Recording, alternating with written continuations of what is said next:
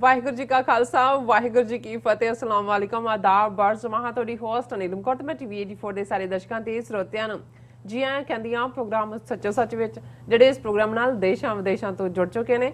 ਖਾਲਸਾ ਨਾਮ face centre ਦੇ ਸੰਚਾਲਕ ਡਾਕਟਰ ਅਮਰਜੀਤ ਸਿੰਘ ਜੀ ਰੋਜ਼ਾਨਾ ਦੀ ਤਰ੍ਹਾਂ ਸਟੂਡੀਓ 'ਚ ਮੇਰੇ ਨਾਲ ਮੌਜੂਦ ਨੇ। ਆਓ ਉਹਨਾਂ ਨਾਲ ਗੱਲਬਾਤ ਕਰਕੇ ਆਏ ਦੇ ਅਹਿਮ ਇਸ਼ੂਜ਼ ਉੱਪਰ ਉਹਨਾਂ ਤੋਂ ਉਹਨਾਂ ਦਾ ਤਬਸਰਾ ਜਾਣਦੇ ਹਾਂ।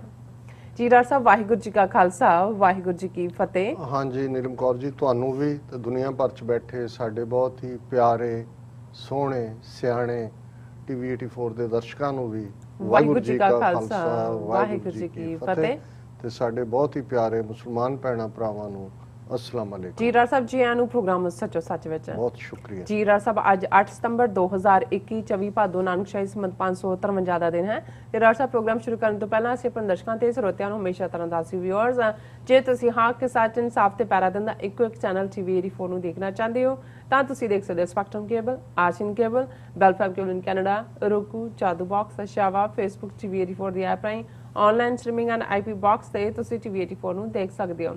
ਵਿਊਅਰਸ ਜੇ ਤੁਸੀਂ ਟੀਵੀ 84 ਨਾਲ ਜਾਂ ਪ੍ਰੋਗਰਾਮ ਸੱਚੋ ਸੱਚ ਨਾਲ ਫੇਸਬੁੱਕ ਰਾਹੀਂ ਜੁੜੇ ਹੋ ਤਾਂ ਇਸ ਨੂੰ ਵੱਧ ਤੋਂ ਵੱਧ ਲਾਈਕ ਕਰੋ ਤੇ ਸ਼ੇਅਰ ਕਰੋ ਅਤੇ ਨਾਲ ਹੀ YouTube ਤੇ ਸਬਸਕ੍ਰਾਈਬ ਵੀ ਕਰੋ।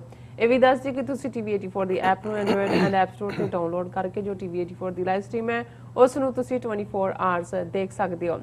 ਵਿਊਅਰਸ ਹੁਣ ਅਸੀਂ ਆਪਣੇ ਪ੍ਰੋਗਰਾਮ ਦੀ ਸ਼ੁਰੂਆਤ ਕਰਨ ਜਾ ਰਹੇ ਹਾਂ। ਪ੍ਰੋਗਰਾਮ ਦੇ ਸ਼ੁਰੂ ਦੇ ਵਿੱਚ ਤੁਹਾਨੂੰ ਦੱਸ ਦਈਏ ਕਿ ਅੱਜ ਦੇ ਪ੍ਰੋਗਰਾਮ ਨੂੰ ਸਪਾਂਸਰ ਕੀਤਾ ਗਿਆ ਹੈ ਬਾਲਟਿਮੋਰ ਮੈਰੀਲੈਂਡ ਤੋਂ ਜਿਹੜੇ ਸਥਿਤ ਨੇ GTI ਟਰੱਕ ਲਾਈਨਸ ਵੱਲੋਂ ਸਪਾਂਸਰ ਕੀਤਾ ਗਿਆ ਹੈ। ਸੋ ਇਹਨਾਂ ਨੇ ਟੀਵੀ 84 ਦੀ ਸਮੁੱਚੀ ਟੀਮ ਅਤੇ ਡਾਕਟਰ ਅਮਰਜੀਤ ਸਿੰਘ ਜੀ ਦਾ ਤਹਿ ਦਿਲ ਤੋਂ ਧੰਨਵਾਦ ਕੀਤਾ ਹੈ ਔਰ ਪੰਥਕ ਮੀਡੀਆ ਦੀ ਇੰਪੋਰਟੈਂਸ ਤੇ ਵੀ ਜ਼ੋਰ ਦਿੱਤਾ ਹੈ। ਸੋ ਅੱਜ ਸਾਨੂੰ ਸਾਡਾ ਜਿਹੜਾ ਨੈਰੇਟਿਵ ਹੈ ਸਥਾਪਿਤ ਕਰਨ ਦੀ ਕਹਿੰਦੇ ਨੇ ਕਿ ਲੋੜ ਹੈ। GTI ਟਰੱਕ ਲਾਈਨਸ ਦੇ ਮਾਲਕ ਸਰਦਾਰ ਹਰਜੀਤ ਸਿੰਘ ਗਿੱਲ ਪੰਥਕ ਸੋਚ ਦੇ ਧਾਰਨੀ ਹਨ ਅਤੇ ਸੇਵਾ ਲਈ ਹਮੇਸ਼ਾ ਤਿਆਰ ਰਹਿੰਦੇ ਹਨ। ਸੋ GTI ਟਰੱਕ ਲਾਈਨ ਦੀ ਸਮੁੱਚੀ ਟੀਮ ਅਤੇ ਸਰਦਾਰ ਹਰਜੀਤ ਸਿੰਘ ਗਿੱਲ ਜੀ ਦਾ ਅਸੀਂ ਤਹਿ ਦਿਲ ਤੋਂ ਧੰਨਵਾਦ ਕਰਦੇ ਹਾਂ ਔਰ ਤੁਹਾਨੂੰ ਵੀ ਅਪੀਲ ਤੇ ਬੇਨਤੀ ਕਰਦੇ ਹਾਂ ਕਿ ਤੁਸੀਂ ਵੀ ਪ੍ਰੋਗਰਾਮ ਸੱਚੋ ਸੱਚ ਨੂੰ ਵੱਧ ਤੋਂ ਵੱਧ ਸਪਾਂਸਰ ਕਰੋ। ਸਪਾਂਸਰਸ਼ਿਪ ਲਈ ਤੁਸੀਂ ਸਾਨੂੰ ਕਾਲ ਕਰ ਸਕਦੇ ਹੋ ਸਾਡੇ ਫੋਨ ਨੰਬਰ ਤੇ 5166191984 ਸੇਮ ਨੰਬਰ ਤੇ ਤੁਸੀਂ ਸਾਨੂੰ WhatsApp ਕਰ ਸਕਦੇ ਹੋ। ਤੁਸੀਂ ਸਾਨੂੰ ਈਮੇਲ ਵੀ ਕਰ ਸਕਦੇ ਹੋ info@tv84.tv ਤੇ। ਸੋ ਵਿਊਅਰਸ ਹੁਣ ਅਸੀਂ ਆਪਣੇ ਪਹਿਲੇ ਸੈਗਮੈਂਟ ਦੇ ਵਿੱਚ ਗੱਲਬਾਤ ਕਰਾਂਗੇ ਜੋ ਸੁਰਖੀਆਂ ਦਾ ਸਾਰੇ ਵਰਲਡ ਵਾਈਡ ਦੇ ਵਿੱਚ ਦਾ ਵਿਸ਼ਾ ਬਣਿਆ ਹੋਇਆ ਹੈ ਅਫਗਾਨਿਸਤਾਨ ਨੂੰ ਇਸ ਵੇਲੇ ਆਰਥਿਕ ਜਿਹੜੀ ਹੈ ਮਦਦ ਦੀ ਸਖਤ ਲੋੜ ਹੈ। ਸੋ ਲੇਕਿਨ ਇਸ ਪੱਖੋਂ ਅਮਰੀਕਾ ਵਰਲਡ ਬੈਂਕ IMF ਅਤੇ ਯੂਰਪੀਅਨ ਤਾਕਤਾਂ ਨੇ ਮੁੱਠੀ ਜਿਹੜੀ ਆਪਣੀ ਉਹ ਕੁੱਟੀ ਹੋਈ ਹੈ। ਸੋ ਚੀਨ ਨੇ $31 ਮਿਲੀਅਨ ਦੀ ਜਿਹੜੀ ਮਦਦ ਦਾ ਐਲਾਨ ਕੀਤਾ ਹੈ। ਸੋ ਯੂਨਾਈਟਿਡ ਨੇਸ਼ਨਸ ਨੇ ਅਪੀਲ ਕੀਤੀ ਹੈ ਕਿ ਅਫਗਾਨਿਸਤਾਨ ਫੂਡ ਪ੍ਰੋਗਰਾਮ ਲਈ $606 ਮਿਲੀਅਨ ਦੀ ਫੌਰੀ ਜਿਹੜੀ ਹੈ ਸਹਾਇਤਾ ਦੀ ਲੋੜ ਹੈ। ਸੋ ਅਫਗਾਨਿਸਤਾਨ ਦੀ ਫਾਈਨੈਂਸ਼ੀਅਲ ਹੈਲਪ ਕਰਨ ਦੀ ਥਾਂ ਅਮਰੀਕਾ UK ਰੂਸ ਅਤੇ ਜਿਹੜੇ ਭਾਰਤ ਦੀਆਂ ਖੁਫੀਆ ਏਜੰਸੀਆਂ ਦੇ ਜਿਹੜੇ ਮੁਖੀ ਨੇ ਉਹ ਦਿੱਲੀ ਵਿੱਚ ਖੁਫੀਆ ਮੀਟਿੰਗਾਂ ਕਰ ਰਹੇ ਨੇ। ਸੋ ਕੀ ਇਹਨਾਂ ਮੁਲਕਾਂ ਵੱਲੋਂ ਸਾਊਥ ਏਸ਼ੀਆ ਵਿੱਚ ਕੋਈ ਹੋਰ ਖਤਰਨਾਕ ਖੇਡ ਖੇਡਣ ਦੀ ਜਿਹੜੀ ਖਿਚੜੀ ਹੈ ਉਹ ਤਾਂ ਨਹੀਂ ਪੱਕ ਰਹੀ। ਸੋ ਇਸ ਬਾਰੇ ਆਪਾਂ ਵਿਚਾਰ ਚਰਚਾ ਕਰਨ ਜਾ ਰਹੇ ਹਾਂ। ਸੋ ਅਸੀਂ ਚਾਹਾਂਗੇ ਕਿ ਤੁਸੀਂ ਸਟਾਰਟਿੰਗ ਤੋਂ ਲੈ ਕੇ ਐਂਡ ਤੱਕ ਸਾਨੂੰ ਇਸੇ ਤਰ੍ਹਾਂ ਬਣੇ ਰਹਿਣਾ। ਦੇਖਣ ਸੁਣ ਲਈ ਤੁਹਾਡਾ ਸਭ ਦਾ ਬਹੁਤ ਬਹੁਤ ਸ਼ੁਕਰੀਆ। ਜੀ ਡਾਕਟਰ ਸਾਹਿਬ ਕੀ ਵਿਚਾਰਾਂ ਨੇ? ਦੇਖੋ ਸਭ ਤੋਂ ਪਹਿਲਾਂ ਤਾਂ ਅਸੀਂ ਆਪਣੇ ਸਾਰੇ ਹੀ ਵਿਊਅਰਸ ਦਾ ਇੱਕ ਵਾਰ ਫੇਰ ਸ਼ੁਕਰੀਆ ਅਦਾ ਕਰਦੇ ਹਾਂ ਜਿੰਨੇ ਪਿਆਰੇ ਕਾਮੈਂਟ ਤੁਸੀਂ ਲਿਖਦੇ ਹੋ, ਲਿਖਤਾਂ ਭੇਜਦੇ ਹੋ ਹੌਸਲੇ ਵਾਲੀਆਂ, ਉਹ ਸਾਡੇ ਹੌਸਲੇ ਨੂੰ ਦੁਬਾਲਾ ਕਰਦੀਆਂ ਨੇ ਔਰ ਅਸੀਂ ਇਹ ਤੁਹਾਡੇ ਤੋਂ ਆਸ ਵੀ ਕਰਦੇ ਹਾਂ ਕਿ ਬੇਸ਼ੱਕ ਸਾਡੀ ਕੋਸ਼ਿਸ਼ ਇੱਕ ਇਮਾਨਦਾਰ ਨੈਰੇਟਿਵ ਦੇਣ ਦੀ ਹੁੰਦੀ ਹੈ ਪਰ ਤੁਸੀਂ ਖੁੱਲ੍ਹ ਕੇ ਆਪਣਾ ਕ੍ਰਿਟਿਸਿਜ਼ਮ ਵੀ ਜੇ ਤੁਹਾਨੂੰ ਲੱਗਦਾ ਹੈ ਕਿ ਉਸ ਦੇ ਵਿੱਚ ਕੁਝ ਐਡ ਕੀਤਾ ਜਾ ਸਕਦਾ ਹੈ ਜੋ ਅਸੀਂ ਕਿਹਾ ਜਾਂ ਤੁਹਾਨੂੰ ਲੱਗਦਾ ਹੈ ਵੀ ਜੋ ਅਸੀਂ ਨੈਰੇਟਿਵ ਦਿੱਤਾ ਉਸ ਦੇ ਵਿੱਚ ਕੋਈ ਜਿਹੜੀ ਹੈ ਗਲਤੀ ਹੈ ਜਾਂ ਤੁਹਾਡੇ ਪਰਸਪੈਕਟਿਵ ਤੋਂ ਉਹ ਇੱਕ ਵੱਖਰਾ ਨੈਰੇਟਿਵ ਹੈ ਤੇ ਅਸੀਂ ਉਸ ਨੂੰ ਹਮੇਸ਼ਾ ਵੈਲਕਮ ਕਰਦੇ ਹਾਂ ਔਰ ਅਸੀਂ ਹਮੇਸ਼ਾ ਹੀ ਤੁਹਾਡੇ ਸ਼ੁਕਰਗੁਜ਼ਾਰ ਹਾਂ। ਖਾਸ ਤੌਰ ਤੇ ਸਾਡੇ ਪਾਕਿਸਤਾਨੀ ਭੈਣ ਭਰਾ ਜਿੰਨਾ ਵੱਡਾ ਸਾਡਾ ਵਿਊਅਰਸ ਦਾ ਦਾਇਰਾ ਪਾਕਿਸਤਾਨੀ ਕਮਿਊਨਿਟੀ 'ਚ ਹੈ ਜਾਂ ਸਾਡੇ ਕਸ਼ਮੀਰੀ ਭੈਣ ਭਰਾ ਜਿਹੜੇ ਭਾਰਤੀ ਕਬਜ਼ੇ ਵਾਲੇ ਕਸ਼ਮੀਰ 'ਚ ਨੇ ਬਹੁਤ ਸਾਰੇ ਤਾਂ ਉਸ ਚਾਅ ਨਾਲ ਲਿਖਦੇ ਨੇ ਜਿਹੜਾ ਤੁਸੀਂ ਆਪਣੇ ਸਕੇ ਭਰਾਵਾਂ ਦੇ ਵਿੱਚ ਵੀ ਕਈ ਵਾਰ ਨਹੀਂ ਦੇਖਦੇ। ਇੰਨੀ ਕੋ ਆਪਣਤ ਹੈ ਔਰ ਅਸੀਂ ਵੀ ਉਵੇਂ ਹੀ ਮਹਿਸੂਸ ਕਰਦੇ ਹਾਂ ਔਰ ਇਹ ਠੀਕ ਹੈ। ਬਹੁਤ ਸਾਰੇ ਚਾਹੁੰਦੇ ਨੇ ਨਿੱਜੀ ਤੌਰ ਤੇ ਗੱਲ ਕਰਨਾ, ਫੋਨ ਨੰਬਰ ਦੀ ਮੰਗ ਹੁੰਦੀ ਹੈ ਜਾਂ ਨਿੱਜੀ ਕੰਟੈਕਟ 'ਚ ਆਉਣਾ ਚਾਹੁੰਦੇ ਨੇ। ਅਸੀਂ ਦੱਸ ਦਈਏ ਵੀ ਇੱਕ ਬੜੇ ਮਹਦੂਦ ਵਕਤ ਦੇ ਵਿੱਚ ਬਹੁਤ ਕੁਝ ਬਹੁਤ ਰੁਝੇਵਿਆਂ ਦੇ ਚੱਲਦਿਆਂ ਅਸੀਂ ਇਹ ਜ਼ਰੂਰ ਕੋਸ਼ਿਸ਼ ਕਰਾਂਗੇ। ਹੁਣ ਜੇ ਡੈਲਟਾ ਵੇਰੀਐਂਟ ਨਾ ਆਉਂਦਾ ਤੇ ਸ਼ਾਇਦ ਅਸੀਂ ਇਹਦਾ ਨਾਂ ਭਾਵੇਂ ਅਸੀਂ ਪ੍ਰੀਤ ਮਿਲਣੀਆਂ ਰੱਖੀਏ, ਪਿਆਰ ਮਿਲਣੀ ਹੈ, ਥਾਂ ਥਾਈਂ ਜਿਸ ਖਿੱਤੇ 'ਚ ਅਸੀਂ ਆਉਣਾ ਹੋਏਗਾ ਔਰ ਉੱਥੇ ਸਾਡੇ ਜਿਹੜੇ ਬੇਸ ਵਿਊਜ਼ ਨੇ ਉਹਨਾਂ ਦੇ ਨਾਲ ਅਸੀਂ ਮੁਲਾਕਾਤ ਕਰਾਂਗੇ ਅੱਡ-ਅੱਡ ਮੁਲਕਾਂ 'ਚ ਵੀ। ਪਰ ਹਾਲ ਦੀ ਘੜੀ ਕੋਵਿਡ-19 ਦੇ ਚਲਦਿਆਂ ਅਸੀਂ ਰਿਸਟ੍ਰਿਕਟਡ ਵੀ ਹੈ ਔਰ ਵੈਸੇ ਵੀ ਟੈਲੀਫੋਨ ਦੇ ਉੱਤੇ ਜਿਹੜਾ ਸਾਨੂੰ ਵੀ ਬਹੁਤ ਸਾਰਾ ਧਿਆਨ ਰੱਖਣਾ ਪੈਂਦਾ ਹੈ। ਇੱਥੇ ਜਿਸ ਮੁਲਕ ਦੇ ਵਿੱਚ ਅਸੀਂ ਬੈਠੇ ਹਾਂ ਇਹਨਾਂ ਦੀਆਂ ਵੀ ਆਪਣੀਆਂ ਏਜੰਸੀਆਂ, ਆਪਣਾ ਇਹਨਾਂ ਦਾ ਨੈਟਵਰਕ ਹੈ ਔਰ ਇੰਨੀ ਫਰੀडम, ਠੀਕ ਹੈ ਅਸੀਂ ਗੱਲ ਆਪਣੀ ਆਜ਼ਾਦੀ ਨਾਲ ਕਹਿੰਦੇ ਹਾਂ ਔਰ ਕੋਈ ਖੌਫ ਵੀ ਨਹੀਂ ਹੈ, ਪਰ ਅਸੀਂ ਨਹੀਂ ਚਾਹੁੰਦੇ ਕਿ ਵੀ ਇਸ ਕਰਕੇ ਕੋਈ ਸਾਡੇ ਹੋਰ ਜਿਹੜੇ ਨੇ ਉਹ ਟਰਬਲ ਦਾ ਸ਼ਿਕਾਰ ਹੋਣ। ਇਸ ਲਈ ਟੈਲੀਫੋਨ ਅਸੀਂ ਮਹਿਦੂਦ ਹੀ ਕਰਦੇ ਹਾਂ ਜਦੋਂ ਕੋਈ ਅਟਮੋਸਟ ਇੰਪੋਰਟੈਂਟ ਪਾਰਟ ਹੁੰਦਾ ਹੈ। ਤੁਹਾਡੀਆਂ ਲਿਖਤਾਂ ਜਿਹੜੀਆਂ, ਕਿਉਂਕਿ ਸਾਡੀ ਈਮੇਲ ਕਰ ਸਕਦੇ ਨੇ ਸਾਨੂੰ ਜੋ ਵੀ ਇਹਨਾਂ ਦੇ ਵਿਚਾਰ ਹੈਗੇ ਨੇ, ਅਸੀਂ ਹਮੇਸ਼ਾ ਇਹ ਕਹਿੰਦੇ ਵੀ ਹਾਂ ਕਿ ਭਾਈ ਜੋ ਗੱਲ ਅਸੀਂ ਕਹਿੰਦੇ ਹਾਂ ਉਹ well within the ambit of UN charter ਹੈ ਹਿਊਮਨ ਰਾਈਟਸ ਦਾ, well within the ambit of international law ਹੈ ਔਰ ਇਸ ਲਈ ਸਾਨੂੰ ਕੋਈ ਜਿਹੜਾ ਉਹ ਝਿਜਕ ਨਹੀਂ ਹੈ। ਪਰ ਬਹੁਤ ਵਾਰ ਜਦੋਂ ਅਸੀਂ ਟੈਲੀਫੋਨਿਕ ਕਨਵਰਸੇਸ਼ਨ ਕਰਦੇ ਹਾਂ ਸਾਡੇ ਆਪਣੀ ਅਸੀਂ ਸਿੱਖ ਕੌਮ ਦੇ ਹਵਾਲੇ ਨਾਲ ਵੀ ਮੈਂ ਪਿਛਲੇ 30-35 ਸਾਲ 'ਚ ਦੇਖਿਆ ਬਹੁਤ ਸਾਰੇ ਭਾਵੁਕ ਹੋ ਜਾਂਦੇ ਨੇ, ਫਿਰ ਇਮੋਸ਼ਨਲੀ ਜੇ ਕੁਝ ਕਿਹਾ ਜਾਂਦਾ ਹੈ ਤੇ ਉਹ ਕਈ ਵਾਰ ਉਸ ਐਂਬਿਟ ਤੋਂ ਬਾਹਰ ਜਾਣ ਦੀ ਗੱਲ ਹੁੰਦੀ ਹੈ। ਸੋ ਅਸੀਂ ਇਸ ਦੇ ਲਈ ਮਾਫੀ ਵੀ ਚਾਹੁੰਦੇ ਹਾਂ ਕਿ ਬਹੁਤਿਆਂ ਨਾਲ ਅਸੀਂ ਪਰਸਨਲ ਰਾਬਤਾ ਨਹੀਂ ਕਰ ਸਕਦੇ, ਪਰ ਤੁਹਾਡੀਆਂ ਲਿਖਤਾਂ ਜੇ ਹੋਣਗੀਆਂ ਔਰ ਤੁਸੀਂ ਈਮੇਲ ਲਿਖਦੇ ਹੋ ਉਹ ਅਸੀਂ ਉਹਨਾਂ ਦੇ ਨਾਲ 1 to 1 ਜਿਹੜਾ ਉਹ ਰਾਬਤਾ ਵੀ ਕਾਇਮ ਕਰਦੇ ਹਾਂ। ਵੀਰ ਹਰਜੀਤ ਸਿੰਘ ਗਿੱਲ, ਸਮੁੱਚਾ ਪਰਿਵਾਰ ਪੰਥ ਨੂੰ ਸਮਰਪਿਤ ਔਰ ਜ਼ਾਹਰ ਹੈ ਕਿ ਜਿਹੜੇ ਵੀ ਪੰਥ ਨੂੰ, ਸਚਾਈ ਨੂੰ ਸਮਰਪਿਤ ਹੁੰਦੇ ਨੇ ਉਹਨਾਂ ਦਾ ਪੈਂਡਾ ਵਿਖੜਾ ਹੁੰਦਾ ਹੈ।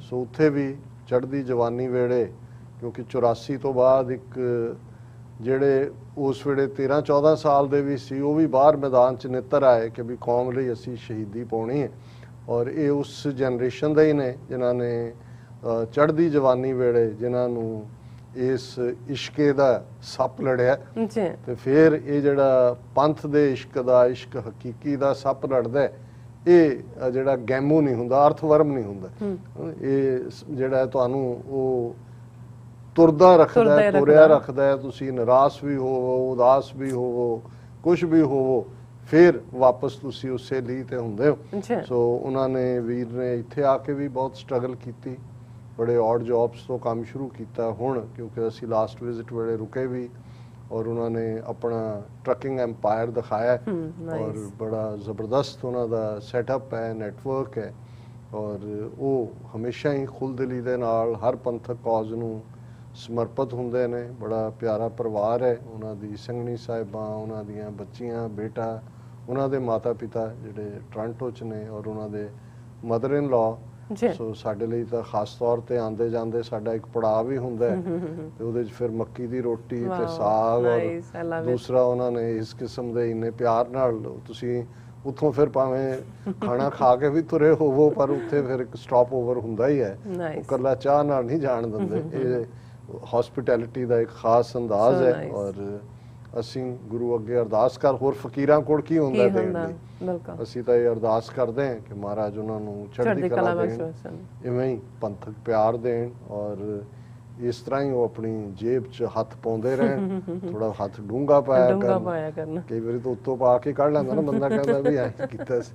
ਸੋ ਡੂੰਘਾ ਪਾ ਕੇ ਜ਼ਰਾ ਵੱਡੇ ਨੋਟ ਕੱਢਿਆ ਕਰ। ਸੋ ਬਹੁਤ ਬਹੁਤ ਉਹਨਾਂ ਦਾ ਸ਼ੁਕਰੀਆ।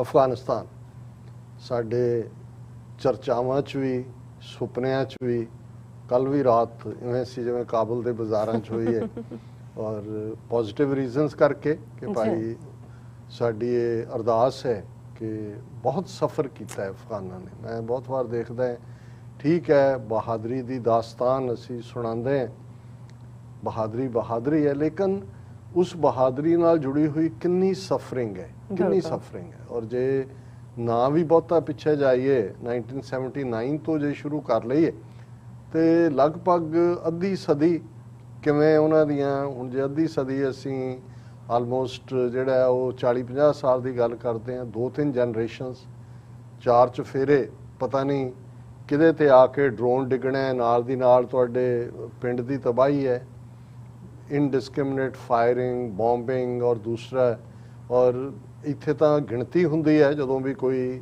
ਫੌਜੀ ਕਿਸੇ ਵੀ ਮੁਲਕ ਦਾ ਜਿਹੜਾ ਹਮਲਾਵਰ ਹੁੰਦੇ ਨੇ ਉਹਨਾਂ ਦੀ ਬਾਡੀ ਇੱਕ ਡਰੇਪ ਕਰਕੇ ਕਾਫਿਨ 'ਚ ਲਿਆਂਦੀ ਜਾਂਦੀ ਹੈ, ਸਲੂਟ ਹੁੰਦੇ ਨੇ, ਗਿਣਤੀ ਹੁੰਦੀ ਹੈ, ਉਹਨਾਂ ਦੇ ਅੱਗੋਂ ਕੰਪਨਸੇਸ਼ਨ ਹੁੰਦਾ ਹੈ, ਜਿਹੜੇ ਜ਼ਖਮੀ ਨੇ ਉਹਨਾਂ ਨੂੰ ਤੈਅ ਜ਼ਿੰਦਗੀ ਪੈਨਸ਼ਨ ਮਿਲਦੀ ਹੈ। ਪਰ ਤੁਸੀਂ ਅੰਦਾਜ਼ਾ ਲਾਓ ਵੀ ਸਾਰੇ ਕਨਫਲਿਕਟ 'ਚ ਜਿਹੜਾ 1979 ਤੋਂ 1999 ਤੱਕ ਪਹਿਲਾਂ ਸੋਵੀਅਤ ਯੂਨੀਅਨ ਦੇ ਖਿਲਾਫ ਹੋਇਆ, ਫਿਰ ਨਾਲ ਦੀ ਨਾਲ ਉਹਨਾਂ ਦੀ ਸਿਵਲ ਵਾਰ ਸ਼ੁਰੂ ਹੋ ਗਈ ਜਿਹੜੀ ਕਿ ਆਲਮੋਸਟ 1990-91 ਤੋਂ ਲੈ ਕੇ 1996 ਤੱਕ ਚੱਲੀ। 4-5 ਸਾਲ ਵੀ ਜਿਹੜਾ ਤਾਲਿਬਾਨ ਦਾ ਪਹਿਲਾ ਪੀਰੀਅਡ ਸੀ ਉਹ ਕੋਈ ਉੱਥੇ ਜਿਹੜਾ ਉਸ ਕਿਸਮ ਦਾ ਨਹੀਂ ਸੀ। ਉਹਦੇ 'ਚ ਠੀਕ ਹੈ ਉਹਨਾਂ ਨੇ ਆਪਣੇ ਵੱਲੋਂ ਅਮਨ ਔਰ ਦੂਜੇ ਕਰਨ ਦਾ ਕੀਤਾ, ਪਰ ਇੱਕ ਵੱਖਰੀ ਕਿਸਮ ਦੀ ਆਈਡੀਓਲੋਜੀਕਲ ਡਿਫਰੈਂਸ਼ੀਏਸ਼ਨ ਸੀ, ਉਹਦੇ ਥੱਲੇ ਵੀ ਟਿਰਨੀ ਔਰ ਜ਼ੁਲਮ ਹੋਇਆ। 2001 ਤੋਂ ਬਾਅਦ ਹੁਣ 20 ਸਾਲਾਂ 'ਚ ਤਾਂ ਜੋ ਰੋਜ਼ੀ ਕਟਰ, ਡੇਜ਼ੀ ਕਟਰ ਤੋਂ ਲੈ ਕੇ ਜੋ ਕੁਝ ਵੀ ਸੁੱਟਿਆ ਜਾ ਸਕਦਾ ਸੀ ਉਹਨਾਂ ਦੇ ਉੱਤੇ ਆਇਆ, ਔਰ ਉਹਨਾਂ ਨੇ ਕਿਵੇਂ ਝੱਲਿਆ, ਕਿੰਨਾ ਮਾਸ ਐਕਸੋਡਸ। ਅਸੀਂ ਤਾਂ ਹੁਣ ਕਹਿ ਰਹੇ ਹਾਂ ਕਿ ਜੀ ਚਲੋ ਉੱਥੋਂ ਅਮਰੀਕਾ ਨੇ 1 ਲੱਖ ਅਫਗਾਨ ਕੱਢ ਲਿਆ ਜਾਂ ਹੋਰ 10-20 ਹਜ਼ਾਰ ਹੋਰ ਇੱਧਰ ਉੱਧਰ ਚਲਾ ਜਾਏਗਾ, ਪਰ ਅਸੀਂ ਜਿਹੜਾ ਹੈ ਉਹ 4 ਕਰੋੜ ਲੋਕਾਂ ਦੀ ਗੱਲ ਕਰ ਰਹੇ ਹਾਂ, 40 ਮਿਲੀਅਨ ਲੋਕਾਂ ਦੀ। ਉਹਨਾਂ ਦੀ ਸਫਰਿੰਗ ਕਿਸ ਕਦਰ ਹੈ, ਔਰ ਇੱਥੇ ਬੈਠੇ ਹਾਂ ਜਿੱਥੇ ਅਸੀਂ ਹਰ ਸਹੂਲਤ ਨੂੰ ਮਾਣਦੇ।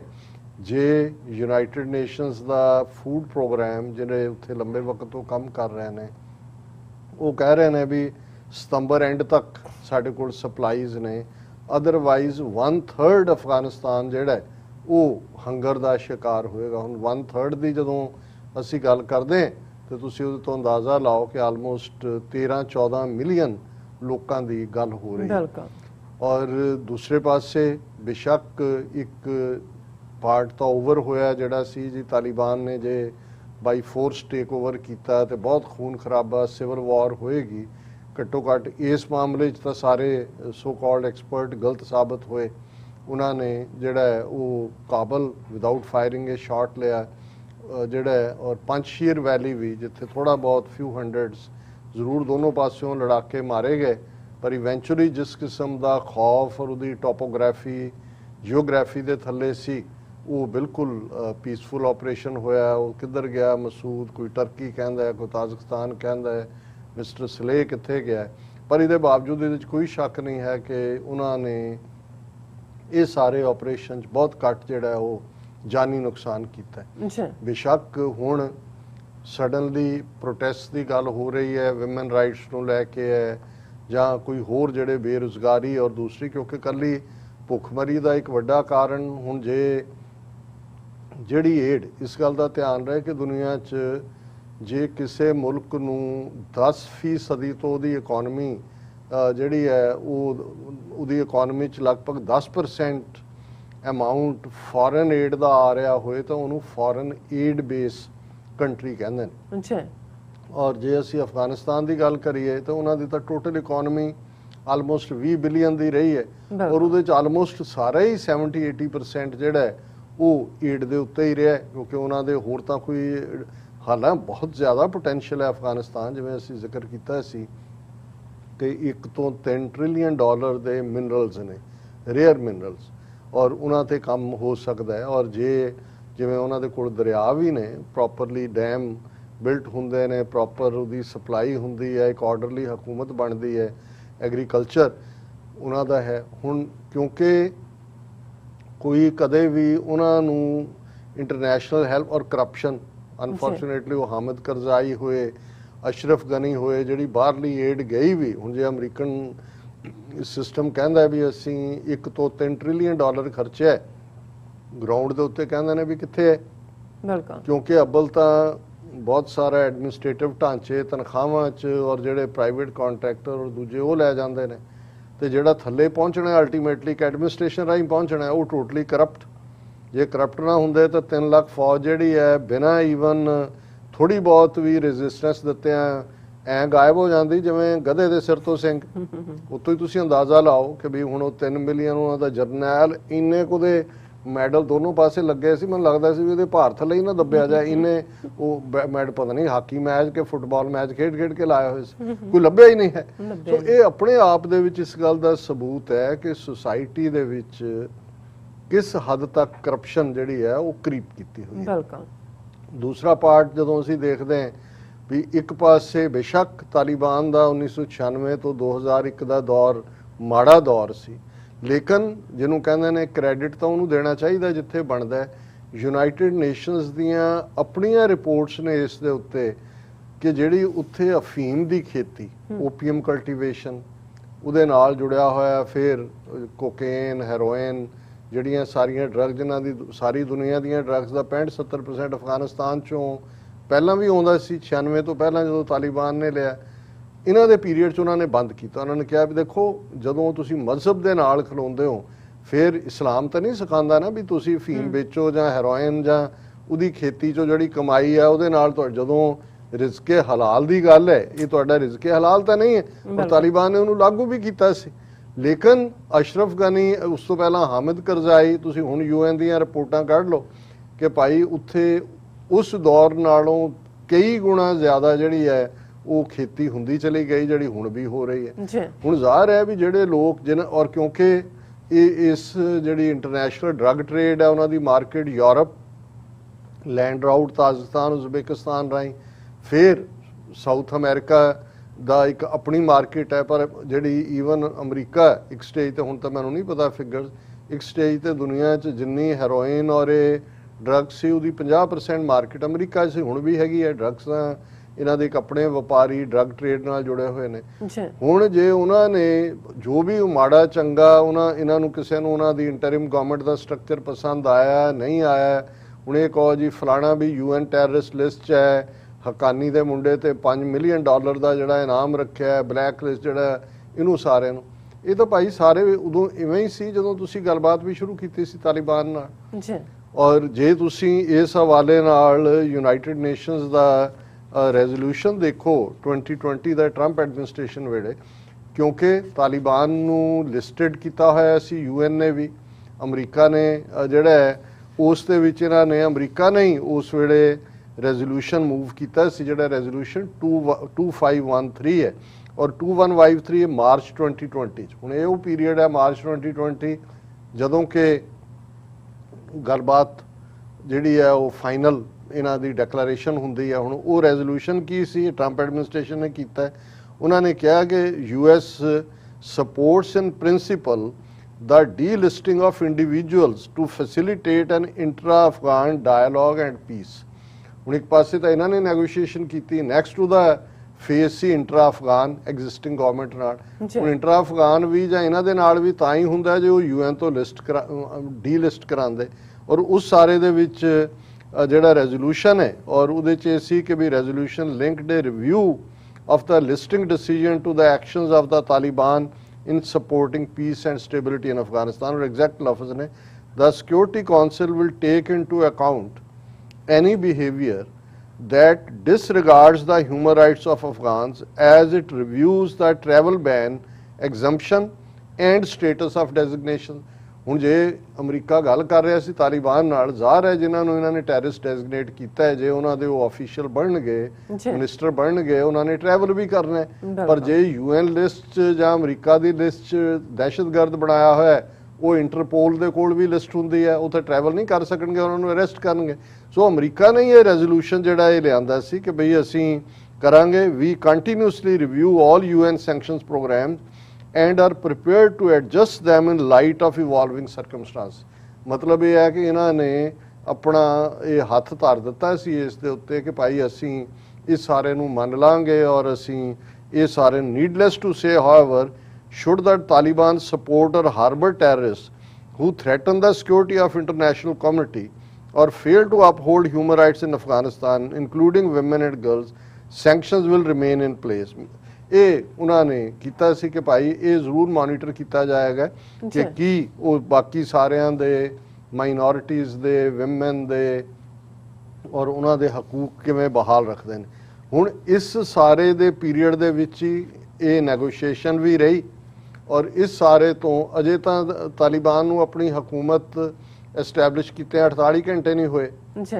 15 ਅਗਸਤ ਨੂੰ ਕਾਬਲ ਚ ਆਉਂਦੇ ਨੇ, ਲਗਭਗ 2-3 ਹਫ਼ਤੇ ਉਹਨਾਂ ਨੇ ਮੁਸ਼ਾਫਰਤ ਕੀਤੀ, ਆਪਸ 'ਚ ਸਲਾਹ ਮਸ਼ਵਰਾ ਕੀਤਾ ਬਾਕੀਆਂ ਨੂੰ। ਇਹਦੇ 'ਚ ਠੀਕ ਹੈ ਕਿ ਅਜੇ ਇੰਟਰਿਮ ਗਵਰਨਮੈਂਟ ਆਲ ਇਨਕਲੂਸਿਵ ਨਹੀਂ ਹੈ, ਪਰ ਉਹਨਾਂ ਨੇ ਇਹ ਵੀ ਕਿਹਾ ਕਿ ਵੀ ਇਹ ਇੰਟਰਿਮ ਗਵਰਨਮੈਂਟ ਹੈ, ਅਸੀਂ ਅਜੇ ਬਾਕੀਆਂ ਨੂੰ ਵੀ ਲੈਣਾ ਹੈ ਉਹਨਾਂ ਦੇ, ਪਰ ਤੁਸੀਂ ਉਸ ਤੋਂ ਪਹਿਲਾਂ ਹੀ ਜਿਹਨੂੰ ਕਹਿੰਦੇ ਨੇ ਟੂ ਜੰਪ ਦਾ ਗਨ, ਕਿ ਵੀ ਤੁਸੀਂ ਕਹਿਣ ਲੱਗ ਜਾਓ ਨਹੀਂ ਤਾਲਿਬਾਨ ਜਿਹੜਾ ਇਹ ਦਹਿਸ਼ਤਗਰਦ ਤੇ ਫਲਾਣਾ ਤੇ ਢਿਮਕਾ, ਔਰ ਤੁਸੀਂ ਪੈਸੇ ਰੋਕੇ ਹੋਏ ਨੇ, ਜਿਹੜੀ ਗੱਲ ਅਸੀਂ ਰੋਜ਼ਾਨਾ ਕਰਦੇ ਹਾਂ।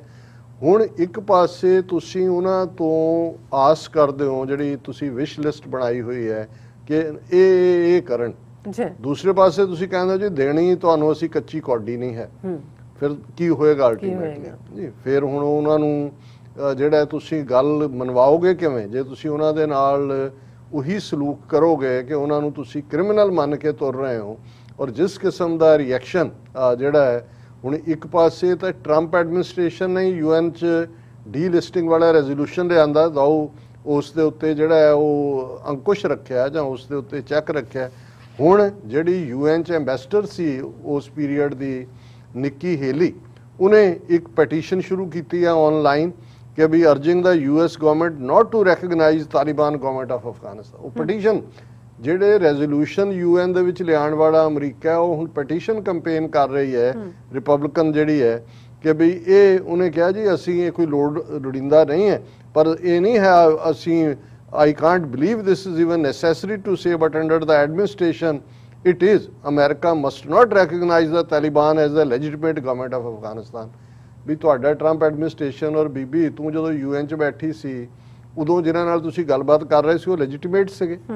ਸੋ ਜਦੋਂ ਤੁਸੀਂ ਇਸ ਕਿਸਮ ਦਾ ਵਰਤਾਰਾ ਰੱਖਦੇ ਹੋ ਤੇ ਉਹਦਾ ਨਤੀਜਾ ਅਜੇ ਤੱਕ ਤਾਂ ਜਿਵੇਂ ਮੈਂ ਕਿਹਾ ਵੀ ਤਾਲਿਬਾਨ ਬੜੇ ਧੰਮਲ ਦੇ ਨਾਲ ਇਹਨੂੰ ਡੀਲ ਕਰ ਰਹੇ ਨੇ। ਹੁਣ ਪ੍ਰੈਜ਼ੀਡੈਂਟ ਬਾਈਡਨ ਨੇ ਜਦੋਂ ਕਿ ਉਹਨਾਂ ਨੇ ਇੰਟਰਿਮ ਗਵਰਨਮੈਂਟ ਅਨਾਉਂਸ ਕੀਤੀ, ਜਿਹੜੀ ਉਹਨਾਂ ਦੀ ਸਟੇਟਮੈਂਟ ਹੈ ਕਿ ਵੀ ਇਹ ਜਿਹੜਾ ਉਹਨਾਂ ਨੇ ਤਨਸਤਾ ਚਾਈਨਾ ਤੇ ਕੀਤੀ, ਕਿਉਂਕਿ ਮੈਂ ਜ਼ਿਕਰ ਕਰਾਂਗਾ ਵੀ ਚਾਈਨਾ ਪਹਿਲੀ ਕੰਟਰੀ ਬਣਿਆ ਜਿਹਨੇ ਓਪਨਲੀ $31 ਮਿਲੀਅਨ ਦੀ ਏਡ, ਹਾਲਾਂਕਿ ਚੀਨੇ ਜਿਹੜੇ ਨੇ ਉਹ ਨਗਦ ਕੈਸ਼ ਨਹੀਂ ਦਿੰਦੇ, ਉਹਨਾਂ ਨੇ ਵੈਕਸੀਨ ਦੇ ਦੇਣਗੇ, ਰਜਾਈਆਂ ਦੇ ਦੇਣਗੇ, ਦਵਾਈਆਂ ਦੇ ਦੇਣਗੇ, ਉਹ ਪਾਕਿਸਤਾਨ ਜਾਂ ਕਿਸੇ ਨੂੰ ਵੀ ਉਹ ਨਹੀਂ ਦਿੰਦੇ। ਇਸ ਪੱਖੋਂ ਅਮਰੀਕਨ ਏਡ ਜਾਂ ਦੂਜੀ ਜਿਹੜੀ ਹੈ ਬਹੁਤ ਸਾਰਿਆਂ ਦੇ ਜਿਹਨਾਂ ਮੁਲਕਾਂ ਨੂੰ ਦਿੰਦੇ ਨੇ ਉਹ ਸਿੱਧੀ ਸਵਿਸ ਬੈਂਕਾਂ 'ਚ ਪਹੁੰਚ ਜਾਂਦੀ ਹੈ, ਕਿਉਂਕਿ ਇਸ ਪੱਖੋਂ ਇਹ ਬਾਦਸ਼ਾਹ ਨੇ। ਜੇ ਕਹਿਣਾ ਹੋਵੇ ਨਾ ਕਿ ਵੀ ਇਹ ਡਾਲਰ ਐਨ ਦਿੰਦੇ ਵੀ ਨਵੇਂ ਨੇ ਕਢਾ ਕੇ, ਔਰ ਉਹ ਫਿਰ ਕਿੱਥੇ ਤੱਕ ਪਹੁੰਚਦੇ ਨੇ ਉਹ ਦੇਖ ਲਓ। ਅਫਗਾਨਿਸਤਾਨ ਜਿਹੜਾ 3 ਟ੍ਰਿਲੀਅਨ 1 ਤੋਂ 3 ਟ੍ਰਿਲੀਅਨ ਲਾ ਕੇ ਆਏ, ਉਹ ਕਿੱਥੇ ਗਿਆ?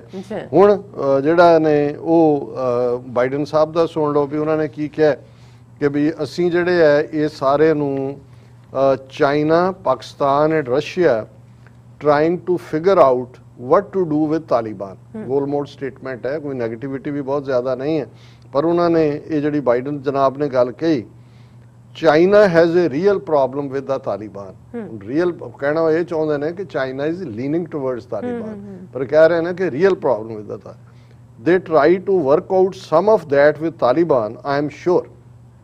ਹੁਣ ਇਹਨਾਂ ਨੂੰ ਵੀ ਪਤਾ ਹੈ ਕਿ ਜਿਹੜਾ ਸਿੰਘ ਕਿਆਂਗ ਦੇ ਵਿੱਚ ਤੁਖਨੀ ਦਿੱਤੀ ਹੋਈ ਹੈ, ਉਹਨਾਂ ਦੀ ਮੇਨ ਆਰਗੇਨਾਈਜੇਸ਼ਨ ਜਿਹੜੀ ਚੀਨ ਨੇ ਮਨਵਾਇਆ ਤਾਲਿਬਾਨ ਤੋਂ ਕਿ ਇਹ ਦਹਿਸ਼ਤਗਰਦ ਆਰਗੇਨਾਈਜੇਸ਼ਨ ਹੈ ਤੇ ਉਹਨੂੰ ਤੁਸੀਂ ਸਪੋਰਟ ਨਹੀਂ ਕਰੋਗੇ, ਉਸ ਆਰਗੇਨਾਈਜੇਸ਼ਨ ਨੂੰ ਟਰੰਪ ਜਨਾਬ ਜਾਂਦੇ ਜਾਂਦੇ ਡੀਲਿਸਟ ਕਰ ਗਏ ਟੈਰਰਿਸਟ ਤੋਂ। ਅਮਰੀਕਾ ਲਈ ਉਹ ਟੈਰਰਿਸਟ ਆਰਗੇਨਾਈਜੇਸ਼ਨ ਨਹੀਂ ਹੈ। ਅਮਰੀਕਾ ਉਸ ਤਾਲਿਬਾਨ ਨੂੰ ਜਿਨ੍ਹਾਂ ਨਾਲ ਸਾਲ 1.5 ਸਾਲ ਇਹਨਾਂ ਨੇ ਗੱਲਬਾਤ ਆਫੀਸ਼ੀਅਲੀ ਕੀਤੀ, ਅੰਡਰ ਹੈਂਡ ਤਾਂ 3-4 ਸਾਲ ਤੋਂ, ਉਹ ਤਾਂ ਦਹਿਸ਼ਤਗਰਦ ਜਮਾਤ ਹੈ। ਲੇਕਿਨ ਜਿਨ੍ਹਾਂ ਨੇ ਜਿਹੜੀ ਉੱਥੇ ਨਾਰਮੈਲਸੀ ਨਹੀਂ ਹੋਣ ਦਿੰਦੀ, ਉਹ ਅਮਰੀਕਾ ਨੇ ਡੀਲਿਸਟ ਕੀਤੀ। ਤੇ ਹੁਣ ਚਾਈਨਾ, ਕਿਉਂਕਿ ਤਾਲਿਬਾਨ ਜ਼ਾਹਰ ਹੈ ਜਿਹੜਾ ਇਹਨਾਂ ਦਾ ਬਾਰਡਰ ਲੱਗਦਾ ਹੈ ਚਾਈਨਾ ਅਫਗਾਨਿਸਤਾਨ ਦਾ, ਉਸੇ ਪ੍ਰੋਵਿੰਸ 'ਚ ਹੈ, ਔਰ ਉਹਨਾਂ ਨੂੰ ਫੀਅਰ ਹੈ ਕਿ ਭਾਈ ਇਹ ਨਾ ਹੋਏ ਵੀ ਇਧਰਲੀ ਦਹਿਸ਼ਤਗਰਦੀ ਉਧਰ ਤੇ ਉਧਰਲੀ ਇਧਰ, ਇਹ ਆਰ ਪਾਰ ਹੋਣ। ਉਹਨਾਂ ਨੇ ਕਿਹਾ, ਔਰ ਫਿਰ ਉਹਨਾਂ ਨੇ ਕਿਹਾ as does Pakistan, as does Russia, as does Iran, Biden told reporters at the white house. ਉਹਨਾਂ ਨੇ ਕਿਹਾ ਜੀ ਚਾਈਨਾ ਵੀ ਆਪਣਾ ਉਹਨਾਂ ਨਾਲ ਸੌਰਟ ਆਊਟ ਕਰ ਰਿਹਾ ਹੈ, ਰਸ਼ੀਆ ਵੀ ਕਰ ਰਿਹਾ ਹੈ, ਔਰ ਪਾਕਿਸਤਾਨ ਵੀ ਕਰ ਰਿਹਾ, ਈਰਾਨ ਵੀ ਕਰ ਰਿਹਾ। ਉਹ ਤਾਂ ਭਾਈ ਗੁਆਂਢ 'ਚ ਨੇ, ਉਹਨਾਂ ਨੇ ਤਾਂ ਦੇਖਣਾ ਉਹਨਾਂ ਦੇ ਲਈ ਕੀ ਹਿੱਤ 'ਚ ਹੈ। They are all trying to figure out what do they do now. ਹੁਣ ਵਾਕਈ ਇਹਦੀ ਕੋਈ ਨਵੀਂ ਗੱਲ ਤਾਂ ਨਹੀਂ ਕਹੀ ਜਨਾਬ ਨੇ। So let's wait and see what happens. ਜਦੋਂ ਹੈਪਨ ਹੀ ਹੋ ਗਿਆ ਫਿਰ ਤੁਸੀਂ ਕੀ ਕਰੋਗੇ? ਵੇਟ ਐਂਡ ਸੀ ਕਰੋਗੇ, ਫਿਰ ਅੱਗੋਂ ਅਗਲੇ ਲਈ ਦੇਖਿਓ। It will be interesting to see what happens. ਦੇਖੋ ਉੱਥੇ 40 ਮਿਲੀਅਨ ਲੋਕਾਂ ਦੀ ਜਿਹੜੀ ਜਾਨ ਤੇ ਬਣੀ ਹੋਈ ਹੈ, ਦੇ need help at this time. ਇਹ ਕਹਿ ਰਹੇ ਨੇ ਵਾਚ ਐਂਡ ਸੀ ਕਿ ਵੀ ਦੇਖੋ ਅਸੀਂ ਤਮਾਸ਼ਾ ਦੇਖਦੇ ਹਾਂ। ਔਰ ਇਸ ਸਾਰੇ ਦੇ ਚੱਲਦੇ ਆ ਯੂਨਾਈਟਿਡ ਨੇਸ਼ਨਸ, ਹੁਣ ਘੱਟੋ ਘੱਟ ਇਹ ਠੀਕ ਹੈ ਕਿ ਯੂਨਾਈਟਿਡ ਨੇਸ਼ਨਸ ਨੂੰ ਜਦੋਂ ਅਸੀਂ ਕਹਿੰਦੇ ਹਾਂ ਗਟਲੈਸ, ਟੁੱਥਲੈਸ, ਸਪਾਈਨਲੈਸ, ਜ਼ਾਹਰ ਹੈ ਉਹਦੀ ਫੌਜ ਨਹੀਂ ਹੈ, ਜ਼ਾਹਰ ਹੈ ਅਲਟੀਮੇਟਲੀ ਜਿਹੜੇ ਪੈਸੇ ਦੇਣਗੇ ਉਹ ਕੀ ਕਹਿੰਦੇ ਨੇ ਅਮਰੀਕਨ ਕੇ put the dollar where the mouth is, ਜਿੱਥੋਂ ਆਂਦਾ ਹੈ ਉੱਥੋਂ ਹੀ ਹੁੰਦਾ ਹੈ। ਲੇਕਿਨ ਘੱਟੋ ਘੱਟ ਜਿਹੜਾ ਹਿਊਮੈਨਿਟੇਰੀਅਨ ਕੰਮ ਹੈ ਇਹਨਾਂ ਦਾ, ਫੂਡ ਹੋਏ, ਵੈਕਸੀਨੇਸ਼ਨ ਹੋਏ, ਹੋਰ ਜਿਹੜੀ ਜਦੋਂ ਕੋਈ ਨੈਚੁਰਲ ਕੈਲਾਮਿਟੀ ਆਉਂਦੀ ਹੈ, ਸੁਨਾਮੀ, ਕੈਟਰੀਨਾ, ਇਹ ਸਾਰੇ ਦੇ ਵੇੜੇ UN ਦਾ ਜੇ ਇਹ ਪ੍ਰੋਗਰਾਮ ਨਾ ਹੋਏ ਤਾਂ ਬਹੁਤ ਸਾਰੇ ਅਫਰੀਕਾ, ਸਬ ਸਹਾਰਾ ਔਰ ਈਵਨ ਸਾਊਥ ਏਸ਼ੀਆ ਦੇ ਗਰੀਬ ਬੱਚੇ ਜਿਨ੍ਹਾਂ ਕਿਤੇ ਏਡਸ ਪ੍ਰੋਗਰਾਮ ਹੈ, ਕਿਤੇ ਜਿਹੜਾ ਉਹ ਕੈਂਸਰ ਦੇ ਲਈ ਹੈ, ਦੂਜਾ ਹੁਣ ਯੂਨਾਈਟਿਡ ਨੇਸ਼ਨਸ ਦਾ ਇਹ ਪ੍ਰੋਗਰਾਮ ਸਿੰਸੀਅਰਲੀ, ਕਿਉਂਕਿ ਉਹਨਾਂ ਕੋਲ ਡਾਟਾ ਹੈ, ਗਰਾਊਂਡ ਬੇਸਡ ਨੇ, UN appeals for $606 million, $606 million to aid Afghans rest of years. ਉਹਨਾਂ ਨੇ ਕਿਹਾ says nearly 11 million people face a humanitarian crisis exacerbated by drought, ਉੱਥੇ ਔੜ ਪਈ ਹੋਈ ਹੈ, ਮੀਂਹ ਨਹੀਂ ਪਏ, displacement, chronic poverty and sharp increase in hostilities as the Taliban swept to power। ਕਿ ਸਾਰੇ ਦੁਸ਼ਮਣ, ਕਿਉਂਕਿ ਦੇਖੋ ਗਰਾਊਂਡ ਦੇ ਉੱਤੇ ਜੇ ਉੱਥੇ ਹਰ ਇੱਕ ਕੋਲ ਹਥਿਆਰ ਹੈ, ਜਿਹਦੇ ਕੋਲ ਹਥਿਆਰ ਹੈ ਉੱਥੇ ਤੁਸੀਂ ਕਹੋ ਜੀ ਲਾਅ ਐਂਡ ਆਰਡਰ ਪ੍ਰੋਬਲਮ ਨਹੀਂ ਹੈ, ਰਾਦਰ ਤਾਲਿਬਾਨ ਨੇ ਜਿੰਨੀ quickly law and order establish ਕੀਤਾ, ਬਟ ਸਟਿਲ ਉਹ ਇੰਡੀਪੈਂਡੈਂਟ ਕਿਸਮ ਦੇ ਲੋਕ ਨੇ, ਆਪਣੀਆਂ ਰਾਈਵਲਰੀਜ਼ ਵੀ ਨੇ, ਡਰੱਗ ਟ੍ਰੇਡ ਵੀ ਇਨਵੋਲਵ ਹੈ, ਕਬੀਲਿਆਂ ਦੇ ਟਕਰਾਅ ਵੀ ਇਨਵੋਲਵ ਨੇ। ਸੋ ਉਹਨੂੰ ਸਾਰੇ ਨੂੰ ਉਹਨਾਂ ਨੇ ਕਿਹਾ ਕਿ ਭਾਈ ਇਹ ਜਿਹੜਾ ਹੈ ਸਾਨੂੰ $606 ਮਿਲੀਅਨ ਦੀ ਸਖਤ ਲੋੜ ਹੈ, ਔਰ ਨਾਲ ਦੀ ਨਾਲ ਉਹਨਾਂ ਨੇ ਕਿਹਾ ਕਿ ਵੀ ਅਸੀਂ ਆਲਰੇਡੀ ਜਿਹੜਾ ਹੈ ਇਸ ਵੇਲੇ ਸਿਰਫ 39% ਫੰਡਿੰਗ ਹੋਈ ਹੈ, ਜਿਹੜਾ 2021 ਦਾ ਬਜਟ ਸੀ ਜਿਹੜਾ ਕਿ 1.3 ਬਿਲੀਅਨ ਸੀ, ਅਜੇ ਸਿਰਫ 498 ਮਿਲੀਅਨ ਅਸੀਂ ਖਰਚ ਕੀਤੇ ਨੇ। ਔਰ ਇਹ ਉਹਨਾਂ ਨੇ ਫਲੈਸ਼ ਅਪੀਲ, ਜਿਵੇਂ ਤੁਸੀਂ ਫਲੈਸ਼ ਅਲਾਰਮਿੰਗ ਹੁੰਦਾ ਹੈ, ਉਹਨਾਂ ਨੇ ਫਲੈਸ਼ ਅਪੀਲ ਕੀਤੀ ਹੈ ਕਿ ਵੀ ਸਾਨੂੰ ਇਮੀਡੀਏਟਲੀ ਜਿਹੜੇ ਹੈ ਉਹ ਇੰਨੇ ਪੈਸੇ ਚਾਹੀਦੇ ਨੇ, ਅਦਰਵਾਈਜ਼ ਲੋਕ 11 ਮਿਲੀਅਨ ਦੇ ਕਰੀਬ ਲੋਕ ਭੁੱਖ ਨਾਲ ਮਰਨਗੇ ਔਰ ਬਾਕੀ ਮਾਲ ਨਿਊਟ੍ਰੀਸ਼ਨ ਔਰ ਦੂਸਰਾ ਇਹ ਸਾਰਾ ਚੱਲ ਰਿਹਾ। ਔਰ ਅਸੀਂ ਚਾਈਨਾ ਦੀ ਹੈਲਪ ਦੀ ਗੱਲ ਕੀਤੀ ਹੈ ਕਿ ਚਾਈਨਾ ਨੇ 31 ਮਿਲੀਅਨ $, ਕਿਉਂਕਿ 31 ਮਿਲੀਅਨ ਇਸ ਲਈ ਕਿਉਂਕਿ ਉਹਨਾਂ ਨੇ ਆਪਣੇ 200 ਮਿਲੀਅਨ ਯੂਆਨ ਜਿਹੜੀ ਚਾਈਨੀਜ਼ ਕਰੰਸੀ ਹੈ ਉਹ ਉਹਨਾਂ ਨੇ ਦਿੱਤਾ ਹੈ, ਔਰ ਉਹਦਾ ਸਾਰਾ 31 ਮਿਲੀਅਨ ਹੀ ਬਣਦਾ, ਉਹਦੇ ਚੋਂ ਅੰਦਾਣਾ ਦੇਣਗੇ, winter supplies, vaccines, medicines as per requirements. So ਇਹ ਮਦਦ ਹੈ। ਹੁਣ ਇਹਦੇ 'ਚ ਮੈਨੂੰ ਥੋੜ੍ਹਾ ਜਿਹਾ ਪਾਕਿਸਤਾਨ ਦੇ ਹਵਾਲੇ ਨਾਲ ਮੈਂ ਜ਼ਰੂਰ ਕਹਿਣਾ ਚਾਹੁੰਦਾ ਕਿ ਵੀ ਹਾਲਾਂ ਜਦੋਂ ਕਾਬਲ ਫਤਹ ਕੀਤਾ ਤਾਲਿਬਾਨ ਨੇ, ਸਭ ਤੋਂ ਪਹਿਲੀ tweet prime minister Imran Khan ਦੀ ਸੀ ਕਿ ਵੀ ਗੁਲਾਮੀ ਦੇ ਸੰਗਲ ਜਿਹੜੇ ਨੇ ਉਹ ਉਹਨਾਂ ਨੇ ਕੱਟੇ, ਕੰਗ੍ਰੈਚੁਲੇਸ਼ਨਸ। ਔਰ ਉਸ ਤੋਂ ਬਾਅਦ ਅਸੀਂ ਦੇਖਦੇ ਹਾਂ ਕਿ ਵੀ ISI ਦੇ ਚੀਫ ਵੀ ਜਿਹੜੇ ਨੇ ਉਹ ਅਫਗਾਨਿਸਤਾਨ ਗਏ, ਔਰ ਇਹ ਪੀਰੀਅਡ ਹੈ। ਹਾਲਾਂਕਿ ਇਹਦੇ 'ਚ ਠੀਕ ਹੈ ਵਾਚ ਐਂਡ ਸੀ, ਜੇ ਅਮਰੀਕਾ ਜਾਂ ਦੂਜਿਆਂ ਨੇ ਕਰ ਦਿੱਤਾ ਫਿਰ ਪਾਕਿਸਤਾਨ ਨੇ ਵੀ ਕੀਤਾ ਤੇ ਉਹਦੇ 'ਚ ਕੋਈ ਵੱਡੀ ਕਲਗੀ ਨਹੀਂ ਲੱਗਣੀ ਹੈ। ਇਹ ਨਹੀਂ ਹੈ ਵੀ ਉਹ ਕਰ ਨਹੀਂ ਰਹੇ ਨੇ, ਕਰ ਰਹੇ ਹੋਣਗੇ ਜ਼ਰੂਰ, ਪਰ ਕੁਝ ਚੀਜ਼ਾਂ ਸਿੰਬੋਲਿਕ ਹੁੰਦੀਆਂ। ਸੋ ਇਹ ਬਿਹਤਰ ਹੋਏਗਾ ਕਿ ਇਹ ਟਾਈਮ ਹੈ ਪਾਕਿਸਤਾਨ ਜਿਹੜਾ ਹੈ ਉਹ ਖੁੱਲ੍ਹ ਕੇ ਮਦਦ ਕਰੇ, ਐਲਾਨ ਵੀ ਕਰੇ, ਔਰ ਖਾਸ ਤੌਰ ਤੇ ਫੂਡ ਰਿਲੇਟਡ ਪਾਰਟਸ ਤਾਂ ਪਾਕਿਸਤਾਨੀ ਵੀ ਜਿਹੜੇ when it comes to humanitarian ਕੰਮ ਬਹੁਤ ਜੈਨਰੋਸਿਟੀ ਹੈ। ਉਹ ਜੇ UN $600 ਮਿਲੀਅਨ ਮੰਗ ਰਹੀ ਹੈ ਔਰ ਸਤੰਬਰ ਐਂਡ ਕੀ ਹੈ, ਅਸੀਂ 1/3 ਸਪਟੈਂਬਰ ਤਾਂ ਲੰਘ ਗਿਆ ਕਿ ਵੀ ਜੇ ਤੁਸੀਂ ਭੇਜਣੇ ਵੀ ਹੈ, ਟਰੱਕਾਂ ਰਾਹੀਂ ਵੀ ਸਪਲਾਈ ਕਰਨਾ ਹੈ, ਦੂਸਰਾ ਵੀ ਕਰਨਾ ਹੈ, ਇਹ ਜਿਹੜਾ ਉਹਦੇ 'ਚ ਵਕਤ ਲੱਗਦਾ ਹੈ। ਔਰ ਇਸ ਮਾਮਲੇ 'ਚ ਪਾਕਿਸਤਾਨ ਨੂੰ ਐਗਰੈਸਿਵਲੀ ਅੱਗੇ ਆਉਣਾ ਚਾਹੀਦਾ ਹੈ, ਔਰ ਕੋਈ ਘੁੰਡ ਕੱਢ ਕੇ ਗੱਲ ਕਰਨ ਦੀ ਲੋੜ ਨਹੀਂ ਹੈ, ਘੁੰਡ ਚੁੱਕ ਕੇ ਗੱਲ ਹੋਣੀ ਚਾਹੀਦੀ ਹੈ, ਔਰ ਖੁੱਲ੍ਹ ਕੇ ਇਹਨਾਂ ਦੀ ਅਫਗਾਨ ਲੋਕਾਂ ਦੀ ਮਦਦ ਤੇ ਆਉਣਾ ਚਾਹੀਦਾ। ਹੁਣ ਇੱਕ ਪਾਸੇ ਤਾਂ ਬਾਈਡਨ ਸਾਹਿਬ ਵਾਚ ਐਂਡ ਸੀ ਕਹਿ ਰਹੇ ਨੇ, ਨਿੱਕੀ ਹੇਲੀ ਰਿਪਬਲਿਕਾਂ ਦੀ ਪੈਟੀਸ਼ਨ ਕਰਨਾ ਚਾਹੁੰਦੀ ਹੈ ਕੈਂਪੇਨ, ਪਰ ਦੂਸਰੇ ਪਾਸੇ ਚੱਲ ਕੀ ਰਿਹਾ, ਜੇ ਤੁਸੀਂ ਦਿੱਲੀ ਵੱਲ ਅੱਖ ਰੱਖੀ ਹੋਏ, ਜਿਹੜੀ ਸਾਡੀ ਬਹੁਤ ਵਾਰੀ ਤਾਂ ਦੋਵੇਂ ਅੱਖਾਂ ਹੀ ਦਿੱਲੀ ਵੱਲ ਹੁੰਦੀਆਂ ਨੇ, ਤਾਂ ਇੱਕ ਜ਼ਰੂਰ ਹੁੰਦੀ ਹੈ, ਜੇ ਦੂਜੇ ਵੀ ਲੱਗੇ ਹੋਏ ਦੂਜੇ ਵੀ ਟੇਢੀ ਕਰਕੇ ਹੁੰਦੇ ਵੀ ਉੱਥੇ ਕੀ ਹੋ ਰਿਹਾ। ਹੁਣ ਪਿਛਲੇ 2 ਦਿਨਾਂ ਦੇ ਵਿੱਚ CIA ਦਾ ਚੀਫ ਆਪਣੀ ਪੂਰੀ ਟੀਮ ਨਾਲ, ਰਸ਼ੀਅਨ ਇੰਟੈਲੀਜੈਂਸ ਚੀਫ, UK ਦਾ M15 ਉਹਨਾਂ ਦੀ ਹੈ ਸ਼ਾਇਦ, ਉਹਨਾਂ ਦਾ ਚੀਫ, ਔਰ ਜ਼ਾਹਰ ਹੈ ਅਜੀਤ ਡੋਵਲ ਜਿਹੜਾ ਸਾਰੀ ਹਕੂਮਤ ਰਨ ਕਰਦਾ। ਹੁਣ ਗੱਲ ਇਹ ਹੈ ਕਿ ਵੀ ਉਹ ਪੰਜਾਬੀ 'ਚ ਇੱਕ ਅਖਾਣ ਹੈ ਕਿ ਵੀ ਫੋੜਾ ਕਿਤੇ ਤੇ ਤੇ ਚੀਰਾ ਕਿਤੇ। ਹੈ।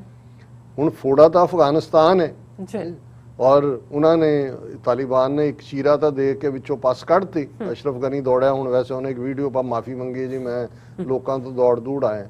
ਪਰ ਇਹ ਜਿਹੜਾ ਨਵਾਂ ਫੋੜਾ ਖੜਾ ਕੀਤਾ ਜਾ ਰਿਹਾ ਹੈ ਦਿੱਲੀ ਦੇ ਵਿੱਚ, ਔਰ ਇੰਟੈਲੀਜੈਂਸ ਏਜੰਸੀਆਂ ਇਹਨਾਂ ਮੁਲਕਾਂ ਦੀਆਂ, ਰਸ਼ੀਆ ਦਾ ਥੋੜਾ ਸ਼ੱਕ ਵੀ ਪਾਉਂਦਾ ਹੈ ਕਿਉਂਕਿ ਇੱਕ ਪਾਸੇ ਤਾਂ ਰਸ਼ੀਆ ਚਾਈਨਾ ਦਾ ਜੂਨੀਅਰ ਪਾਰਟਨਰ ਹੈ ਔਰ ਜ਼ਾਹਰ ਹੈ ਕਿ ਗੱਲਬਾਤ ਵੇਲੇ ਵੀ ਮਾਸਕੋ 'ਚ ਵੀ ਉਹ ਆਏ, ਤਾਲਿਬਾਨ ਉਹਨਾਂ ਨਾਲ ਰਾਬਤਾ ਵੀ ਹੈ। ਹਾਲਾਂਕਿ ਉਹਨਾਂ ਦਾ ਫਿਕਰ ਵੀ ਜੇ ਚਾਈਨਾ ਦਾ ਸਿੰਕਿਆਂਗ ਨੂੰ ਲੈ ਕੇ ਫਿਕਰ ਹੈ, ਰਸ਼ੀਆ ਦਾ ਇਹ ਹੈ ਕਿ ਤਾਜ਼ਿਕਸਤਾਨ, ਉਜ਼ਬੇਕਿਸਤਾਨ, ਤੁਰਕਮਾਨਿਸਤਾਨ ਜਿਹੜੇ ਨਾਲ ਨਾਲ ਲੱਗਦੇ ਨੇ ਇਹ ਉਧਰ ਨੂੰ ਨਾ ਤੁਰ ਪੈਣ, ਜਿਹਨੂੰ ਇਹ ਦਹਿਸ਼ਤਗਰਦੀ ਕਹਿੰਦੇ ਨੇ। ਔਰ ਇਸਲਾਮਿਕ, ਕਿਉਂਕਿ ਉਹਨਾਂ ਨੇ ਜਿਹੜਾ ਇਸਲਾਮਿਕ ਐਮੀਰੇਟਸ ਨੂੰ ਹੀ ਆਪਣੇ ਆਪ ਨੂੰ ਅਮੀਰਾਤ ਹੀ ਐਲਾਨਿਆ, ਇਹ ਫਿਕਰ ਸਮਝ ਆ ਸਕਦਾ ਹੈ।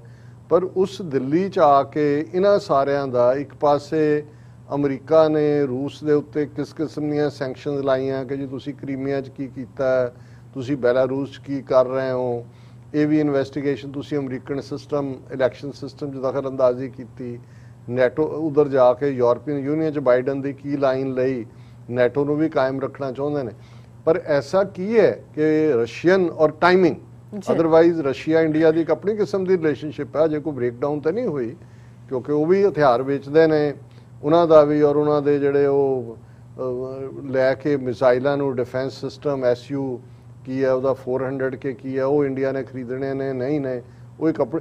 ਪਰ ਇਸ ਮੌਕੇ ਦੇ ਉੱਤੇ ਜਦੋਂ ਇਹ ਸਾਰੇ ਵਿਦਨ 2 ਡੇਜ਼ ਰੇਂਜ ਜਿਹਦੇ 'ਚ ਰਸ਼ੀਆ ਵੀ ਆ ਜਾਂਦਾ ਹੈ, UK ਵੀ UK ਨੂੰ ਕੀ ਨਜ਼ਰ ਆਇਆ ਵੀ ਤੁਸੀਂ ਉੱਥੇ ਦਿੱਲੀ ਤੁਹਾਡਾ ਇੰਟੈਲੀਜੈਂਸ ਚੀਫ ਜਾ ਰਿਹਾ, ਸੋ ਉਹਦੇ ਤੋਂ ਮੈਨੂੰ ਇਹ ਲੱਗਦਾ ਹੈ ਕਿ ਵੀ ਕੁਛ ਨਾ ਕੁਛ ਕੋਈ ਖਿਚੜੀ ਪੱਕ ਰਹੀ ਹੈ ਆਉਣ ਵਾਲੇ ਪੀਰੀਅਡ ਦੇ ਲਈ।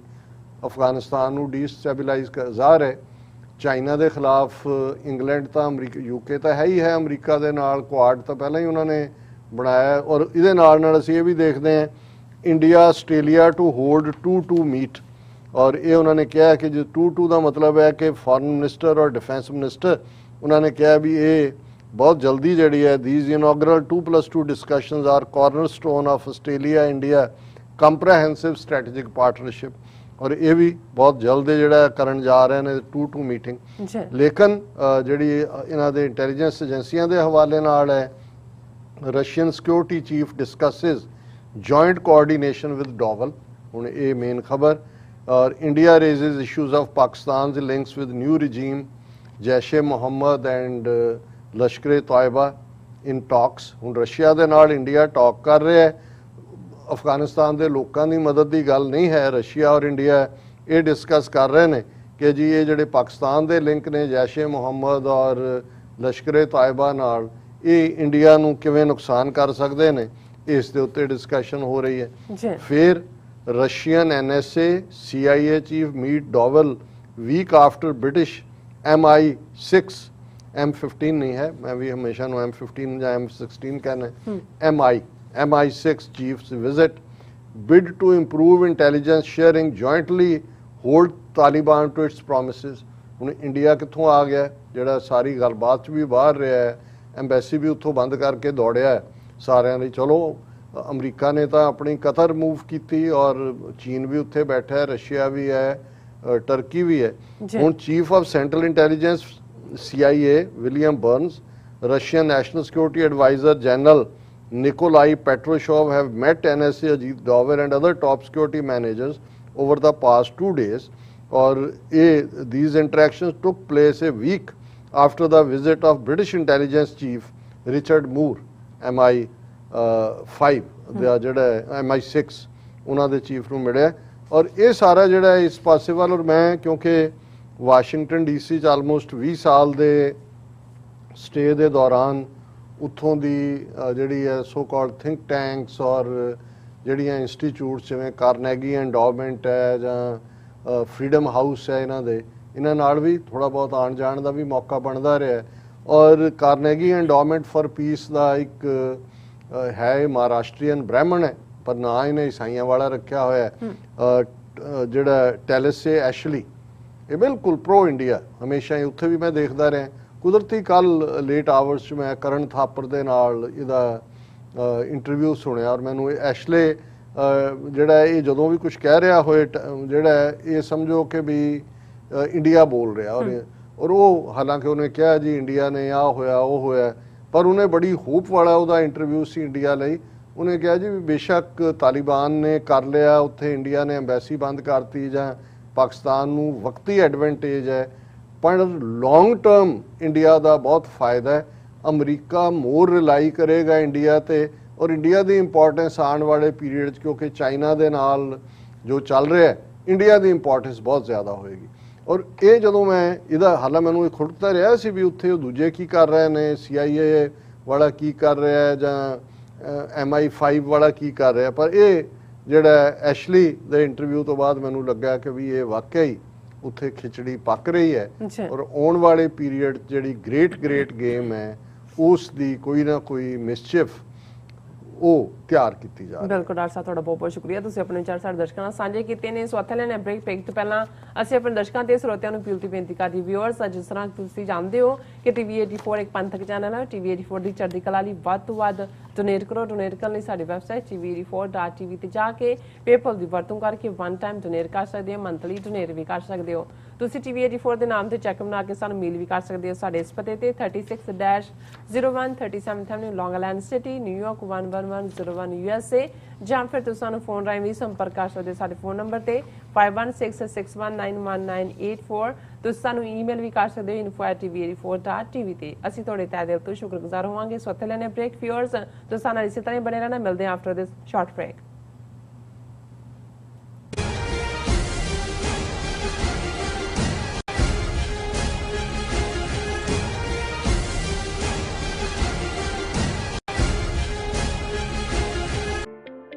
ਸਿਗਨੇਚਰ ਟਰੱਕ ਸਰਵਿਸ ਰਾਊਟ 81 ਉੱਤੇ ਐਗਜ਼ਿਟ 235 ਤੇ ਟਰੱਕਰ ਵੀਰਾਂ ਲਈ 24 ਘੰਟੇ ਰੋਡ ਸਰਵਿਸ ਦੀ ਸੁਵਿਧਾ ਮੌਜੂਦ।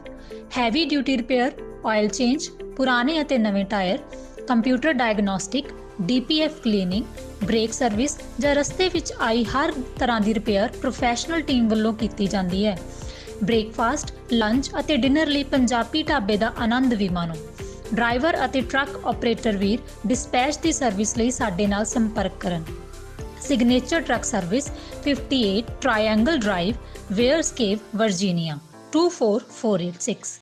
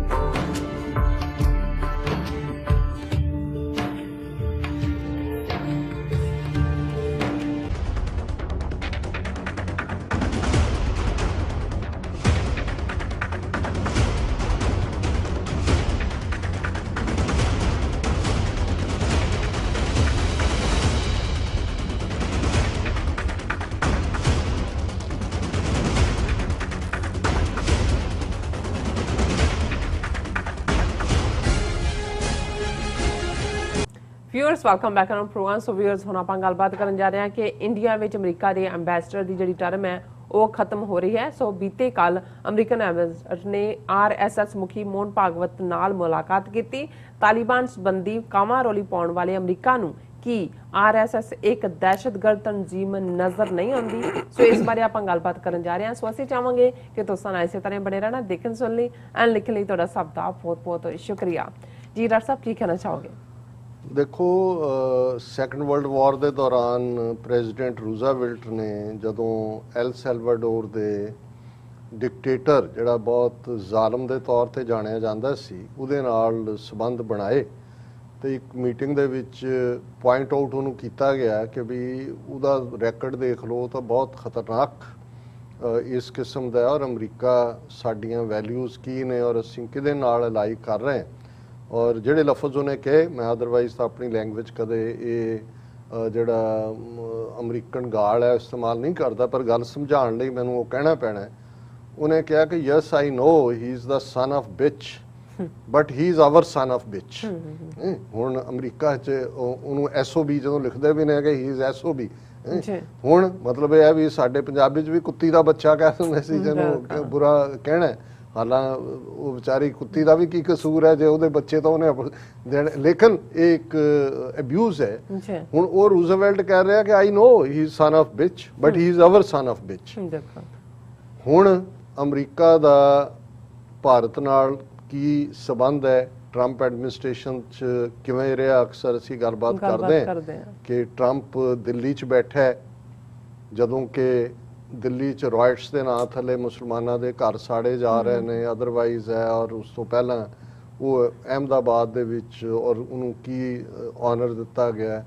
ਇੱਥੇ ਮੋਦੀ ਆਂਦਾ ਹੈ ਹਿਊਸਟਨ ਦੇ ਵਿੱਚ ਰੌਡੀ ਮੋਡੀ ਜਿਹੜਾ ਉਹ ਗੈਦਰਿੰਗ, ਔਰ ਫਿਰ ਅਬ ਕੀ ਵਾਰ ਟਰੰਪ ਸਰਕਾਰ ਨਾਰੇ ਲੱਗ ਰਹੇ ਨੇ। ਕੋਈ ਅਮਰੀਕਨ ਇਲੈਕਸ਼ਨ ਲਾਅ ਜਾਂ ਦੂਜਾ ਕਿ ਭਾਈ ਰਸ਼ੀਆ ਦਾ ਤਾਂ ਤੁਸੀਂ ਨੱਕ 'ਚ ਦਮ ਕੀਤਾ ਹੈ ਕਿ ਵੀ ਉਹਨਾਂ ਨੇ ਇਲੈਕਸ਼ਨ ਰਿਜ਼ਲਟ ਪ੍ਰਭਾਵਿਤ ਕਰਨ ਦੀ ਕੋਸ਼ਿਸ਼ ਕੀਤੀ, ਤੇ ਇੱਥੇ ਆ ਕੇ ਜਿਹੜੇ ਔਰ ਉਸ ਕਿਸਮ ਦੇ ਲੋਕਾਂ ਤੋਂ millions of dollars Hindu foundation new jersey ਵਾਲਿਆਂ ਨੇ ਇਕੱਠੇ ਕਰਕੇ ਦਿੱਤੇ, ਔਰ ਉਹ ਵੀ ਕਹਿ ਰਿਹਾ ਕਿ ਆਈ ਲਾਈਕ ਹਿੰਦੂ। ਉਦੋਂ ਕਿਸੇ ਨੂੰ ਨਜ਼ਰ ਨਹੀਂ ਆਇਆ ਕਿ ਵੀ ਹੁਣ ਗੱਲ ਮੋਦੀ ਦੀ ਕਰ ਲਈ ਹੈ RSS ਦੀ ਕਰਨ ਤੋਂ ਪਹਿਲਾਂ, ਕਿਉਂਕਿ ਅਸੀਂ ਟੌਪਿਕ ਹੀ ਜਿਵੇਂ ਤੁਸੀਂ ਡਿਸਕਸ ਕੀਤਾ ਹੈ ਕਿ ਬੇਸ਼ੱਕ ਫਾਰਮਰ ਉਹ ਐਂਬੈਸਡਰ ਨਹੀਂ ਸੀ ਜਿਹਦਾ ਨਾਂ ਜਿਹੜਾ ਅਤੁਲ ਕਸ਼ਪ ਜ਼ਾਹਰ ਹੈ ਹਿੰਦੂ ਬਣਿਆ ਕਸ਼ਪ, ਉਹ ਚਾਰਜ ਡੀ ਅਫੇਅਰ ਜਦੋਂ ਫੁੱਲ ਫਲੈਜਡ ਐਂਬੈਸਡਰ ਨਹੀਂ ਹੁੰਦਾ ਉਦੋਂ ਜਿਹੜਾ ਵਕਤੀ ਤੌਰ ਤੇ ਐਂਬੈਸਡਰ ਦੀ ਕਰ ਰਿਹਾ ਹੁੰਦਾ ਡਿਊਟੀ ਉਹਨੂੰ ਚਾਰਜ ਡੀ ਅਫੇਅਰ ਕਹਿੰਦੇ ਨੇ, ਔਰ ਉਹ ਉੱਥੋਂ ਆ ਰਿਹਾ ਇੰਡੀਆ ਤੋਂ, ਉਹਦੀ ਟਰਮ ਖਤਮ ਹੋ ਰਹੀ ਹੈ ਕਿਉਂਕਿ ਆਲਰੇਡੀ ਬਾਈਡਨ ਐਡਮਿਨਿਸਟ੍ਰੇਸ਼ਨ ਨੇ ਨਵਾਂ ਐਂਬੈਸਡਰ ਇੰਡੀਆ ਦਾ ਐਰਿਕ ਗਾਰਸੈਟੀ ਜਿਹੜਾ ਕਿ ਲਾਸ ਐਂਜਲਸ ਦਾ ਮੇਅਰ ਹੈ ਉਹਨੂੰ ਨੋਮੀਨੇਟ ਕੀਤਾ। ਪਰ ਅਮਰੀਕਾ 'ਚ ਜਦੋਂ ਨੋਮੀਨੇਟ ਵੀ ਕੀਤਾ ਜਾਂਦਾ ਐਂਬੈਸਡਰ ਇਹ ਨਹੀਂ ਹੁੰਦਾ ਵੀ ਜਿਵੇਂ ਇੰਡੀਆ 'ਚ ਹੁੰਦਾ ਇਹਨੂੰ ਭੇਜਤਾ ਉਹਨੂੰ ਭੇਜ ਦਿੱਤਾ। ਸੈਨੇਟ ਦੇ ਵਿੱਚ ਪੂਰੀ ਹੀਅਰਿੰਗ ਹੁੰਦੀ ਹੈ ਉਸ ਦੇ ਉੱਤੇ, ਉਹਨੂੰ ਕਨਫਰਮੇਸ਼ਨ ਹੀਅਰਿੰਗ ਕਹਿੰਦੇ ਨੇ। ਵਿਦਨ ਅਮਰੀਕਾ ਵੀ ਜਿੰਨੇ ਅਹੁਦੇ ਪ੍ਰੈਜ਼ੀਡੈਂਟ ਨੋਮੀਨੇਟ ਕਰਦਾ ਉਹ ਪ੍ਰੈਰੋਗੇਟਿਵ ਪ੍ਰੈਜ਼ੀਡੈਂਟ ਦਾ ਹੁੰਦਾ, ਉਹ ਕਿਸੇ ਨੂੰ ABC ਨੂੰ ਕਰੇ। ਉਹਦੇ 'ਚ ਕੋਈ ਇਹ ਵੀ ਨਹੀਂ ਜ਼ਰੂਰੀ ਹੈ ਕਿ ਜੇ ਕੋਈ ਫੋਰਨ ਸਰਵਿਸ ਦਾ ਹੋਏ ਕੋਈ ਪੋਲੀਟੀਕਲ ਹੋਏ, ਲੇਕਿਨ ਉਹਦੀ ਕਨਫਰਮੇਸ਼ਨ ਹੀਅਰਿੰਗ ਤਾਂ ਕਿ ਉਹਦਾ ਸਾਰਾ ਟਰੈਕ ਰੈਕਡ ਚੈੱਕ ਕੀਤਾ ਜਾਂਦਾ ਹੈ ਵੀ ਜਿਸ ਬੰਦੇ ਨੇ ਜਾ ਕੇ ਅਮਰੀਕਾ ਦੀ ਨੁਮਾਇੰਦਗੀ ਕਰਨੀ ਹੈ ਉਹਦਾ ਕਰੀਅਰ ਕੀ ਹੈ, ਕਰਪਸ਼ਨ ਉਹਦਾ ਵਿਊ ਪੁਆਇੰਟ ਕੀ ਹੈ, ਔਰ ਉਹਦੇ 'ਚ ਜਿਹੜਾ ਉਹ ਬਹੁਤ ਵਾਰ ਉਹਨੂੰ ਕਨਫਰਮ ਕਰ ਦਿੰਦੇ ਨੇ ਪਰ ਕੁਝ ਵਾਰ ਰੋਕ ਦਿੱਤਾ ਜਾਂਦਾ ਹੈ। ਪਰ ਇਸ ਵੇਲੇ 65 ਜਿਹੜੀਆਂ ਨੇ ਪੈਂਡਿੰਗ ਨੋਮੀਨੇਸ਼ਨਸ ਨੇ, 65 ਕਿਉਂਕਿ ਜੋ ਟਰੰਪ ਨੇ ਤਾਂ ਆਪਣਾ ਸਾਰਾ ਆਪਣੇ ਲਾਇਲਿਸਟ ਭਰੇ ਹੋਏ ਸੀ। ਜਦੋਂ ਨਵਾਂ ਐਡਮਿਨਿਸਟ੍ਰੇਸ਼ਨ ਆਉਂਦਾ ਹੈ ਜਿਹੜੀਆਂ ਇਸ ਕਿਸਮ ਦੀਆਂ ਨੋਮੀਨੇਸ਼ਨਸ ਹੁੰਦੀਆਂ ਨੇ ਉੱਥੇ ਜਿਹਦੇ 'ਚ ਪੋਲੀਟੀਕਲ ਪਾਰਟ ਹੁੰਦਾ ਜਾਂ ਅਦਰ ਵੇ ਰਾਊਂਡ ਹੁੰਦਾ ਉਹ ਫਿਰ ਆਪ ਹੀ ਉੱਥੋਂ ਜਿਹੜਾ ਉਹ ਰਿਜ਼ਾਈਨ ਕਰ ਦਿੰਦੇ ਨੇ ਜਾਂ ਉੱਥੋਂ ਨਿਕਲਣਾ ਚਾਹੁੰਦੇ ਨੇ ਨਵੇਂ ਇਹ ਵੀ ਇੱਕ ਅਮਰੀਕਾ ਦਾ ਚੰਗਾ ਸਿਸਟਮ ਹੈ। ਹੁਣ ਹੁੰਦਾ ਇਹ ਹੈ ਕਿ ਵੀ ਜਿਵੇਂ ਈਵਨ ਪਾਕਿਸਤਾਨ ਦੇ ਹਵਾਲੇ ਨਾਲ ਜੇ ਮੈਂ ਗੱਲ ਕਰਾਂ ਮੋਰ ਇਮਾਨਦਾਰੀ ਦੀ ਕਿ ਹੁਣ ਜੀ ਇਮਰਾਨ ਖਾਨ ਜੇ ਕੁਝ ਕਰਨਾ ਚਾਹੁੰਦੇ ਨੇ ਉਹ ਕਹਿੰਦੇ ਨੇ ਜੀ ਮੈਂ ਕੀ ਕਰਾਂ, ਮੇਰੀ ਪਾਰਟੀ ਦੇ ਵਿੱਚ ਜਿਹੜੇ ਲੋਕ ਆਏ ਉਹ ਕੋਈ ਇਧਰਲਾ ਲੋਟਾ ਹੈ ਕੋਈ ਉਧਰਲਾ ਲੋਟਾ ਹੈ ਜਾਂ ਬਿਊਰੋਕਰੇਸੀ ਪਹਿਲਿਆਂ ਦੇ ਨਾਲ ਹੈ ਦੂਜਿਆਂ ਦੇ ਨਾਲ ਹੈ, ਉਹ ਮੈਨੂੰ ਕਰਨ ਨਹੀਂ ਦਿੰਦੇ। ਇੱਕ ਐਕਸਕਿਊਜ਼ ਵੀ ਕਹਿ ਸਕਦੇ ਹੋ ਪਰ ਇੱਕ ਠੀਕ ਐਕਸਕਿਊਜ਼ ਵੀ ਹੈ। ਹੁਣ ਅਮਰੀਕਾ 'ਚ ਜਦੋਂ ਇੱਕ ਪ੍ਰੈਜ਼ੀਡੈਂਟ ਆਉਂਦਾ ਹੈ ਤੇ ਉੱਤੋਂ ਲੈ ਕੇ ਥੱਲੇ ਤੱਕ ਉਹ ਸਾਰੀ ਆਪਣੀ ਟੀਮ ਲੈ ਕੇ ਆਉਂਦਾ ਔਰ ਪੁਰਾਣੀ ਜਿਹੜੇ ਆ ਉਹ ਸਭ ਜਿਹੜੇ ਉਹਨਾਂ ਦੇ ਵਾਈਟ ਹਾਊਸ ਪ੍ਰੈਸ ਸੈਕਟਰੀ ਦੂਜੇ ਹੀ ਨਹੀਂ ਸਾਰਾ ਅਮਲਾ ਫੈਲਾ। ਈਵਨ ਮੈਂ ਐਂਬੈਸਡਰਾਂ ਦੀ ਗੱਲ ਕੀਤੀ, ਹੁਣ 65 ਨੋਮੀਨੇਸ਼ਨਸ ਪੈਂਡਿੰਗ ਨੇ। ਇਹਦਾ ਮਤਲਬ ਹੈ ਕਿ ਜਿਹੜੀਆਂ ਨੋਮੀਨੇਸ਼ਨਸ ਟਰੰਪ ਈਰਾ 'ਚ ਹੋਈਆਂ ਉਹ ਸਾਰੇ ਬਾਈਡਨ ਨੇ ਹੁਣ ਆਪਣੇ ਲਿਆਂਦੇ ਨੇ, ਉਹ ਆਪਣੇ ਲਾਇਲ ਇਹਦੇ ਥੱਲੇ ਉਹ ਫਿਰ ਜਦੋਂ 4 ਸਾਲ ਬਾਅਦ ਇਹਨੇ ਫੇਸ ਕਰਨਾ ਹੈ ਲੋਕਾਂ ਨੂੰ ਜਾਂ ਡੈਮੋਕ੍ਰੈਟਸ ਨੇ ਫੇਸ ਕਰਨਾ ਜੇ ਬਾਈਡਨ ਨਾ ਵੀ ਰਨ ਕਰੇ ਤੇ ਪਰਫਾਰਮੈਂਸ ਉੱਥੇ ਇਹ ਨਹੀਂ ਕਹਿ ਸਕਦੇ ਜੀ ਮੈਨੂੰ ਟਰੰਪ ਦੇ ਬੰਦਿਆਂ ਨੇ ਕੰਮ ਨਹੀਂ ਕਰਨ ਦਿੱਤਾ ਕਿਉਂਕਿ ਉਹਦੇ ਸਾਰੀ ਟੀਮ। ਸੋ ਪ੍ਰੈਜ਼ੀਡੈਂਸ਼ੀਅਲ ਸਿਸਟਮ ਦੀ ਇਹ ਖੂਬਸੂਰਤੀ ਹੈ, ਇੱਕ ਤਾਂ ਡਾਇਰੈਕਟਲੀ ਲੋਕ ਜਿਸ ਲੈਵਲ ਦੇ ਉੱਤੇ ਪੂਰਾ ਛਾਨਣਾ ਲਾ ਕੇ ਕੱਢਦੇ ਨੇ, ਦੂਸਰਾ ਤੁਹਾਡੇ ਕੋਲ ਪ੍ਰੈਜ਼ੀਡੈਂਟ ਅਮਰੀਕਾ ਦਾ ਦੁਨੀਆ ਦਾ ਸਭ ਤੋਂ ਪਾਵਰਫੁਲ ਬੰਦਾ ਹੈ, 7.5 ਬਿਲੀਅਨ ਚੋਂ most powerful man on this planet, ਲੇਕਿਨ ਆਪਣੇ ਲੋਕਾਂ ਨੂੰ ਜਵਾਬਦੇਹ ਹੈ, ਪਰਫਾਰਮ ਵੀ ਕਰਨਾ ਪੈਂਦਾ ਹੈ। ਕੈਂਪੇਨ 'ਚ ਤਾਂ ਉਵੇਂ ਹੀ ਝੂਠ ਵੀ ਬੋਲਦੇ ਨੇ ਸਾਰੇ ਜਿਵੇਂ ਪੋਲੀਟੀਸ਼ੀਅਨ ਹੁੰਦਾ, ਬਟ ਉਹ ਫਿਰ ਅਕਾਊਂਟੇਬਲ ਵੀ ਹੁੰਦੇ ਨੇ। ਹੁਣ ਅਜੇ ਜਿਵੇਂ ਮੈਂ ਕਿਹਾ ਕਿ ਵੀ ਨਵਾਂ ਐਂਬੈਸਡਰ ਐਰਿਕ ਗਾਰਸੈਟੀ ਜਿਹੜਾ ਜਿਹਨੇ ਅਜੇ ਕਨਫਰਮੇਸ਼ਨ ਉਹਦੀ ਹੋਣੀ ਹੈ ਸੈਨੇਟ 'ਚ ਉਹ ਪੈਂਡਿੰਗ ਹੈ, ਲੇਕਿਨ ਇਹ ਚਾਰਜ ਡੀ ਅਫੇਅਰ ਜਿਹੜਾ ਉਹ ਆਪਣੀ ਟਰਮ ਚੋਂ ਜਿਹੜਾ ਉਹ ਪੂਰਾ ਕਰਕੇ ਆ ਰਿਹਾ। ਹੁਣ ਜਿਹੜੀ ਗੱਲ ਕਰਕੇ ਅੱਜ ਇਹ ਮੇਨ ਖਬਰ ਵੀ ਹੈ, outgoing US envoy meets RSS chief discusses inclusivity। ਹੁਣ ਗੱਲ ਦੇਖਣ ਵਾਲੀ ਇਹ ਹੈ ਵੀ ਪਹਿਲੀ ਗੱਲ ਤੇ ਜਿਸ ਮੋਦੀ ਨਾਲ ਅਮਰੀਕਾ ਨੇ ਯਾਰੀ ਪਾਈ, ਟਰੰਪ ਨੂੰ ਕਿਸ ਹੱਦ ਤੱਕ ਲੈ ਗਿਆ, ਬਾਈਡਨ ਐਡਮਿਨਿਸਟ੍ਰੇਸ਼ਨ ਅੱਜ ਜਿਹੜਾ ਹੈ ਇੰਡੀਆ ਨੂੰ ਸਟ੍ਰੈਟੇਜਿਕ ਪਾਰਟਨਰ, ਕੁਆਡ, ਉਹਨਾਂ ਦਾ CIA ਚੀਫ ਦੂਜਾ ਬੈਠਾ ਹੈ। ਇਹਨਾਂ ਨੂੰ ਆਪਣਾ ਹੀ ਜੇ ਰਿਕਾਰਡ ਕੱਢਣਾ ਹੋਏ, ਜੀ United States commission on international religious freedom ਅਮਰੀਕਾ ਦਾ 1996 ਦੇ ਵਿੱਚ US ਕਾਂਗਰੈਸ਼ਨਲ ਐਕਟ ਦੇ ਥੱਲੇ ਬਣੀ ਬਾਡੀ ਹੈ, ਸੈਮਾਈ ਗਵਰਨਮੈਂਟ। ਬਿਲਕੁਲ 2002 ਚ ਜੋ ਮੋਦੀ ਨੇ ਗੁਜਰਾਤ ਦੇ ਵਿੱਚ ਕੀਤਾ, ਹਜ਼ਾਰਾਂ ਮੁਸਲਮਾਨਾਂ ਦਾ ਕਤਲੇਆਮ, ਉਸ ਤੇ ਬੇਸਡ US ਸਰਫ ਨੇ ਜਿਹੜਾ ਹੈ ਉਹ ਮੋਦੀ ਦੇ ਅਮਰੀਕਾ ਐਂਟਰੀ ਤੇ ਪਾਬੰਦੀ ਲਾਉਣ ਦੀ ਰਿਕਮੈਂਡੇਸ਼ਨ ਕੀਤੀ, ਜਿਹੜੀ ਮੰਨੀ। ਹੁਣ ਤੱਕ US ਸਰਫ ਜਦੋਂ ਦਾ ਬਣਿਆ ਇੱਕੋ ਇੱਕ ਬੰਦਾ ਹੈ ਜਿਹਦੀ ਰਿਕਮੈਂਡੇਸ਼ਨ ਨੂੰ ਮੰਨਿਆ ਗਿਆ। 2005 ਦੇ ਵਿੱਚ ਉਹ ਫਾਈਨਲ ਪਾਬੰਦੀ ਲੱਗਦੀ ਹੈ, 2015 ਤੱਕ ਮੋਦੀ ਜਿਹੜਾ ਉਹ ਅਮਰੀਕਾ 'ਚ ਨਹੀਂ ਵੜ ਸਕਦਾ। ਇਸੇ ਪੈਟਰਨ ਤੇ ਕੈਨੇਡਾ ਵੀ ਹੋਇਆ, UK ਵੀ ਹੋਇਆ। ਬਿਲਕੁਲ ਹੁਣ ਤਾਲਿਬਾਨ ਜਿਨ੍ਹਾਂ ਦੇ ਨਾਲ 1.5 ਸਾਲ ਗੱਲਬਾਤ ਕੀਤੀ, UN 'ਚ ਤੁਸੀਂ ਡੀਲਿਸਟਿੰਗ ਵਾਲਾ ਰੈਜ਼ੋਲੂਸ਼ਨ ਵੀ ਲਿਆਉਣ ਤੱਕ ਗਏ, ਉਹਨਾਂ ਨੂੰ ਉੱਥੇ 40 ਜਿਹੜੇ ਮਿਲੀਅਨ ਲੋਕ, ਜੇ ਉਹਨਾਂ 'ਚੋਂ 1/3 ਭੁੱਖਮਰੀ ਦਾ ਸ਼ਿਕਾਰ ਹੋ ਰਹੇ ਨੇ, ਤੁਸੀਂ ਉਹਨਾਂ ਦੇ ਅਕਾਊਂਟ ਵੀ ਫਰੀਜ਼ ਕਰ ਲਏ। $9 ਬਿਲੀਅਨ ਅਮਰੀਕਾ ਨੇ ਕੀਤਾ, IMF ਨੂੰ ਨਹੀਂ ਦੇਣ ਦਿੱਤਾ। ਲੇਕਿਨ ਦੂਸਰੇ ਪਾਸੇ ਉਸ ਮੋਦੀ ਨੂੰ ਤੁਸੀਂ ਕਿਵੇਂ 2015 ਦੇ ਵਿੱਚ ਆਉਂਦਾ ਇਕੱਲਾ ਗਾਲੀ ਨਹੀਂ ਲਾਉਂਦੇ, ਤੁਸੀਂ ਉਹਦੇ ਲਈ ਰੈੱਡ ਕਾਰਪਟ ਵਿਛਾਉਂਦੇ ਹੋ।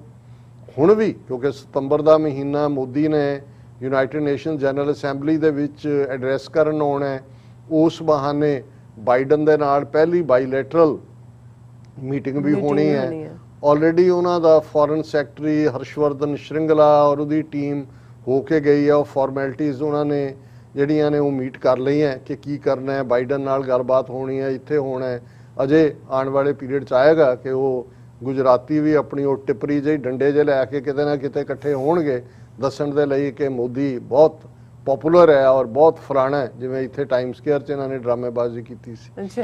ਹੁਣ ਇਸ ਸਭ ਦੇ ਚਲਦਿਆਂ ਤੁਸੀਂ ਜਦੋਂ ਅਮਰੀਕਾ ਇੱਕ ਖੂਬਸੂਰਤ ਮੁਲਕ ਹੈ, ਔਰ ਮੈਂ ਕਈ ਵਾਰ ਜਦੋਂ ਇਹ ਕਹਿੰਦਾ ਔਰ ਕੁਝ ਸਾਡੇ ਵੀਰ ਭੈਣਾਂ ਜਿਨ੍ਹਾਂ ਨੂੰ ਇਹ ਲੱਗਣ ਲੱਗ ਜਾਂਦਾ ਜੀ ਕਿ ਤੁਸੀਂ ਦੇਖੋ ਜਿਸ ਮੁਲਕ 'ਚ ਰਹਿੰਦੇ, ਕਈ ਤਾਂ ਵਿਚਾਰੇ ਉੱਥੇ ਉਹ ਜਿਹਦਾ ਲੂਣ ਖਾਈ ਹੈ, ਮੈਂ ਕਿਹਾ ਲੂਣ ਸਮੁੰਦਰ 'ਚੋਂ ਆਉਂਦਾ, ਕੋਈ ਉਹ ਲੈਣ ਨਹੀਂ, ਉਹ ਰੱਬ ਦਾ ਹੈਗਾ ਕਿ ਵੀ ਲੂਣ ਲਾਉਣ ਵਾਲੀ ਗੱਲ ਨਹੀਂ ਹੈ। ਇਹ ਤਾਂ ਇਹੀ ਤਾਂ ਗੁਲਾਮੀ ਸਿਖਾਈ ਹੋਈ। ਔਰ ਅਮਰੀਕਾ ਦੀ ਇੱਕ ਬਿਊਟੀ ਇਹ ਹੈ ਕਿ ਅਮਰੀਕਨ ਸਿਸਟਮ ਚੈਲੰਜ ਕਰਨਾ ਸਿਖਾਉਂਦਾ ਕਿ ਜੇ ਤੁਹਾਨੂੰ ਲੱਗਦਾ ਇਹ ਕਲਾਸਰੂਮ ਤੋਂ ਸ਼ੁਰੂ ਹੋ ਜਾਂਦਾ, ਉੱਥੋਂ ਦਾ ਸਾਰਾ ਗੁਲਾਮੀ ਦਾ ਸਿਸਟਮ ਓਬੀਡੀਐਂਸ ਸੀ। ਸਾਹਿਬ ਯਸ ਸਰ, ਉੱਥੇ ਚਿੱਠੀ ਜਿਹੜੀ ਈਵਨ ਬਿਮਾਰੀ ਦੀ ਅਰਜ਼ੀ ਕਿੱਥੋਂ ਸ਼ੁਰੂ ਹੁੰਦੀ ਸੀ, ਉੱਤੋਂ ਆਈ ਬੈਗ ਟੂ, ਪਹਿਲਾਂ ਹੀ ਬੈਗਰ ਬਣੇ ਨੇ, ਉੱਤੋਂ ਰਿਸਪੈਕਟਫੁਲੀ ਪਤਾ ਨਹੀਂ ਕਿੰਨੇ ਸਰ ਥੱਲੇ ਲਾ ਕੇ ਯੂਰ ਓਬੀਡੀਐਂਟਲੀ, ਵੀ ਉਹ ਸਾਰੀ ਗੁਲਾਮੀ ਦੀ ਜਿਹੜੀ ਹੈ ਟਰਮੀਨੋਲੋਜੀ ਅਮਰੀਕਾ ਜਿਵੇਂ ਨਹੀਂ ਹੈ। ਅਮਰੀਕਾ 'ਚ ਤੁਸੀਂ ਪ੍ਰੈਜ਼ੀਡੈਂਟ ਨੂੰ ਮਿਸਟਰ ਪ੍ਰੈਜ਼ੀਡੈਂਟ ਕਹਿੰਦੇ ਹੋ, ਲੇਕਿਨ ਤੁਸੀਂ ਮੋਸਟਲੀ ਦੇਖੋਗੇ ਫਸਟ ਨੇਮ ਨਾਲ ਐਡਰੈਸ ਕਰਦੇ ਨੇ, ਇੱਥੇ ਇਹ ਨਹੀਂ ਹੈ।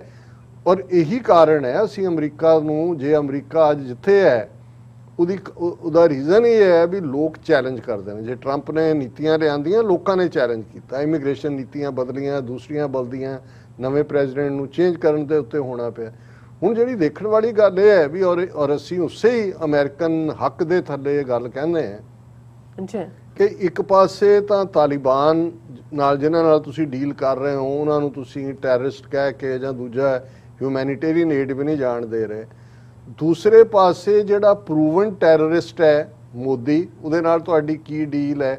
ਔਰ ਜਿਹੜੀ ਮੋਦੀ ਦੀ ਆਈਡੀਓਲੋਜੀ ਜਿਸ ਚੋਂ ਇਹ ਕਤਲੋਗਾਰਦ ਔਰ ਨਫ਼ਰਤ ਔਰ ਦੂਜੀ ਨਿਕਲੀ RSS, ਜਿਹੜੀ ਦੁਨੀਆ ਦੀ ਸਭ ਤੋਂ ਵੱਡੀ ਦਹਿਸ਼ਤਗਰਦ ਤਨਜ਼ੀਮ ਹੈ। ਹੁਣ ਇੱਕ ਪਾਸੇ ਤਾਲਿਬਾਨ ਨਾਲ ਤਾਂ ਪ੍ਰੋਬਲਮ ਇਹਨਾਂ ਨੂੰ ਕਿ ਜੇ ਉਹ ਇਸਲਾਮਿਕ ਸ਼ਰੀਅਤ ਲਾਅ ਬਣਾਉਣਾ ਚਾਹੁੰਦੇ ਨੇ, ਡੈਮੋਕ੍ਰੇਸੀ ਤੁਸੀਂ ਕਹਿੰਦੇ ਹੋ ਜੀ ਅਸੀਂ ਡੈਮੋਕ੍ਰੇਸੀ 'ਚ ਯਕੀਨ ਰੱਖਦੇ ਹਾਂ, ਬਹੁਤ ਚੰਗੀ ਗੱਲ ਹੈ। ਪਰ ਉਹ ਜਿਹੜਾ ਮੋਦੀ ਦਾ ਜਾਂ RSS ਦਾ ਹੈ, ਜਿਹਨੂੰ ਇਹ ਇੰਡੀਆ ਦਾ ਚਾਰਜਰੀ ਅਫੇਅਰ ਐਂਬੈਸਡਰ ਆਉਣ ਤੋਂ ਪਹਿਲਾਂ ਮਿਲਿਆ ਮੋਹਨ ਭਾਗਵਤ ਨੂੰ, ਕਦੇ ਬੰਚ ਆਫ ਥਾਟਸ ਪੜ੍ਹ ਹੀ ਲਓ ਗੋਲਵਲਕਰ ਦੇ, ਤੁਹਾਡੀਆਂ ਲਾਇਬ੍ਰੇਰੀਆਂ 'ਚ ਪਏ ਹੋਏ ਨੇ, ਦੇਖ ਲਓ ਉਹਨਾਂ ਦਾ ਕਿਹੜਾ ਰਾਸ਼ਟਰ ਹੈ, ਹਿੰਦੂ ਰਾਸ਼ਟਰ, ਔਰ ਉਹ ਉੱਥੇ ਅਕਲੀਅਤਾਂ ਨਾਲ ਕੀ ਕਰ ਰਹੇ ਨੇ। ਉਹਨਾਂ 'ਚ ਤੁਸੀਂ ਆਪਣੇ ਹੀ ਇਸੇ ਹੀ US ਸਰਫ ਦੀ ਰਿਪੋਰਟ ਕੱਢ ਲਓ ਜਿਹਦੇ 'ਚ ਕੰਟਰੀ ਆਫ ਕੰਸਰਨ ਦੇ ਵਿੱਚ ਰਿਕਮੈਂਡ ਕੀਤਾ ਹੈ। ਉਹਨੂੰ ਸ਼ਰਮ ਨਹੀਂ ਆਉਂਦੀ ਹੈ ਕਿ ਇੱਕੋ ਹੀ ਥਾਂ ਦੇ ਉੱਤੇ 200-250 ਮੀਲ ਦੂਰ ਕਾਬਲ 'ਚ ਕੀ ਹੋ ਰਿਹਾ ਹੈ ਔਰ ਨਾਗਪੁਰ 'ਚ ਕੀ ਹੋ ਰਿਹਾ ਹੈ। ਜੇ ਤੁਸੀਂ ਦੋਨਾਂ ਨੂੰ ਉਸੇ ਲੈਵਲ ਤੇ ਹੀ ਰੱਖਣਾ ਹੋਏ ਤੇ ਘੱਟੋ ਘੱਟ ਤੁਹਾਨੂੰ ਇਹਨਾਂ ਦੇ ਵਿਚਲੀ ਦਹਿਸ਼ਤਗਰਦੀ ਵੀ ਨਜ਼ਰ ਆਣੀ ਚਾਹੀਦੀ ਹੈ। ਜੇ ਤਾਲਿਬਾਨ ਦੀ ਇਸਲਾਮਿਕ ਸਟੇਟ ਤੁਹਾਨੂੰ ਦਹਿਸ਼ਤਗਰਦ ਨਜ਼ਰ ਆਉਂਦੀ ਹੈ, ਹਿੰਦੂ ਸਟੇਟ ਕਿਉਂ ਨਹੀਂ ਦਹਿਸ਼ਤ? ਉਹ ਤਾਂ ਦਹਿਸ਼ਤਗਰਦਾਂ ਦਾ ਪਿਓ ਬੈਠਾ ਹੈ ਮੋਦੀ, ਜਿਹਨੇ ਹਜ਼ਾਰਾਂ ਮੁਸਲਮਾਨਾਂ ਦਾ ਖੂਨ ਕਰਕੇ। ਤੁਹਾਡਾ ਮੀਡੀਆ ਜਦੋਂ ਇੰਟਰਵਿਊ ਕਰਦਾ ਉਹਨੂੰ ਕਹਿੰਦਾ ਚੱਲ ਮੰਨ ਲਿਆ ਤੂੰ ਕਹਿੰਦਾ ਤੇਰਾ ਰੋਲ ਨਹੀਂ ਔਰ ਫਲਾਣਾ, ਤੈਨੂੰ ਦੁੱਖ ਤਾਂ ਹੋਣਾ ਹੈ। ਉਹ ਕਹਿੰਦਾ ਹਾਂ ਅਗਰ कुत्ते का पिल्ला भी गाड़ी के टायर के नीचे आके मर जाए दुख तो होता ही है और कोई नीति बदली नहीं है। हुण ये सारे जिहड़ी खबर कि जी अतुल कश्यप मिलिया उन्होंने मोहन भागवत नूं ते वो जिहड़ा मोहन भागवत या RSS आइडियोलॉजी जिहड़ी है ही हिंदू हिंदुस्तान दी है उहदे चों कह रहा उन्होंने मिल के गुड डिस्कशन, ये उहदे ही लफज ने Kashyap, good discussion with Shri Mohan Bhagwat. Shri हुण अमरीका 'ਚ ਤੁਸੀਂ ਮਿਸਟਰ ਕਹਿੰਦੇ ਹੋ, ਮਿਸਟਰ ਕਾਮਨ ਹੁੰਦਾ, ਉਹ ਚੋਰ ਨੂੰ ਵੀ ਜਾਂ ਜਦੋਂ ਐਡਰੈਸ ਕਰਨਗੇ ਅਦਾਲਤ 'ਚ ਕਲਪਰੇਟ ਨੂੰ ਵੀ ਮਿਸਟਰ ਕਹਿਣਗੇ, ਪਰ ਉੱਥੇ ਸ਼੍ਰੀ ਉਹਨੂੰ ਹੀ ਕਿਹਾ ਜਾਂਦਾ ਆਨਰੇਬਲ, ਬਹੁਤ ਆਨਰੇਬਲ ਹੈ। Good discussion with Shri Mohan Bhagwat about how India's tradition of diversity, democracy, inclusivity and pluralism can ensure the vitality and strength of a truly great nation. ਹੁਣ ਉਹ ਕਰ ਰਿਹਾ, ਹੁਣ ਇੱਥੇ ਉਹਨੇ ਬਾਈਡਨ ਨੂੰ ਮਿਲਣਾ ਹੈ, ਗਰਾਊਂਡ ਵਰਕ ਤਿਆਰ ਕਰ ਰਿਹਾ ਔਰ ਇਹ ਉਹਨੇ ਹਕੂਮਤ ਨੇ ਕਿਹਾ ਹੋਣਾ ਜੀ ਪਹਿਲਾਂ ਗੋਡਾ ਉੱਥੇ ਜ਼ਮੀਨ ਤੇ ਲਾ ਕੇ ਆਓ ਨਾਗਪੁਰ, ਸਾਡੇ ਜਿਨ੍ਹਾਂ ਨੂੰ ਇਹ ਸਰ ਗੁਰੂ ਜੀ ਕਹਿੰਦੇ ਨੇ, ਕਿ ਫਿਰ ਅਸੀਂ ਗੱਲ ਕਰਦੇ ਹਾਂ।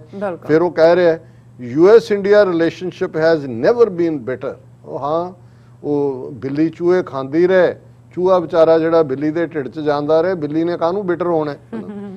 Working together our two great ਡੈਮੋਕ੍ਰੇਸੀਜ਼।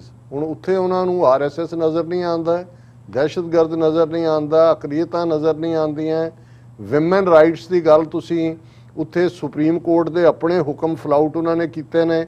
ਸਾਬਰੀਵਾਲਾ ਮੰਦਿਰ ਕੇਰਲਾ 'ਚ ਵੜਨ ਨਹੀਂ ਦਿੰਦੇ, ਦਿੱਲੀ ਰੇਪ ਕੈਪੀਟਲ ਹੋਣਾ ਦੁਨੀਆ ਦੀ, ਕਸ਼ਮੀਰ ਦੇ ਵਿੱਚ ਔਰਤਾਂ ਔਰ ਬੱਚਿਆਂ ਦੇ ਨਾਲ ਕੀ ਹੋ ਰਿਹਾ ਇਹ ਨਜ਼ਰ ਨਹੀਂ ਆਉਂਦਾ। ਇਹ ਉਹਨਾਂ ਦਾ ਕਹਿ ਰਿਹਾ ਜੀ great democracies will continue to advance human happiness around the world for years to come, Mr. Kashyap said in a statement announcing his departure. So मैं समझदा भी ये इनू डबल स्टैंडर्ड लफ्ज कहना भी डबल स्टैंडर्ड दी तौहीन है। मैं समझदा भी ये मॉकरी ऑफ डेमोक्रेसी है, ये मॉकरी ऑफ ह्यूमन राइट्स है, mockery of rights of women है, mockery of rights of minorities है। मॉकरी मॉकरी मॉकरी तो बिना होर कोई लफ्ज नहीं है ਜਿਹੜਾ ਇਹ ਐਕਸਪਲੇਨ ਕਰੇ ਕਿ ਇੰਡੀਆ ਦਾ ਆਊਟਗੋਇੰਗ ਐਨਵਾਏ RSS ਦੇ ਉਸ ਦਾਦੇ ਨੂੰ ਮੋਹਨ ਭਾਗਵਤ ਜਿਹਦੇ ਹੁਕਮਾਂ ਥੱਲੇ ਸਾਰਾ ਹਕੂਮਤ ਚੱਲ ਰਹੀ ਆ ਉਹਦੇ ਅੱਗੇ ਜਾ ਕੇ ਗੋਡੇ ਨਵਾਉਂਦਾ ਤੇ ਉਹਨੂੰ ਗ੍ਰੇਟ ਗ੍ਰੇਟ ਗ੍ਰੇਟ ਕਹਿੰਦਾ ਟੂ ਨੇਸ਼ਨਸ। ਹੁਣ ਕੀ ਇਹਦੇ ਚ ਕੀ ਕਹੀਏ ਇਹਦੇ ਲਈ? ਸ਼ੇਮਨ ਨਹੀਂ ਹਰਦੂ ਲਾਨਤ ਜੀ। ਡਾਕਟਰ ਸਾਹਿਬ ਤੁਹਾਡਾ ਬਹੁਤ ਬਹੁਤ ਸ਼ੁਕਰੀਆ। ਸੋ ਇੱਥੇ ਲੈਣੇ ਬ੍ਰੇਕ। ਵਿਊਅਰਸ ਤੁਸੀਂ ਸਾਨੂੰ ਇਸੇ ਤਰ੍ਹਾਂ ਹੀ ਬਣੇ ਰਹਿਣਾ, ਮਿਲਦੇ ਹਾਂ ਛੋਟੇ ਜਿਹੇ ਵਕਫੇ ਤੋਂ ਬਾਅਦ।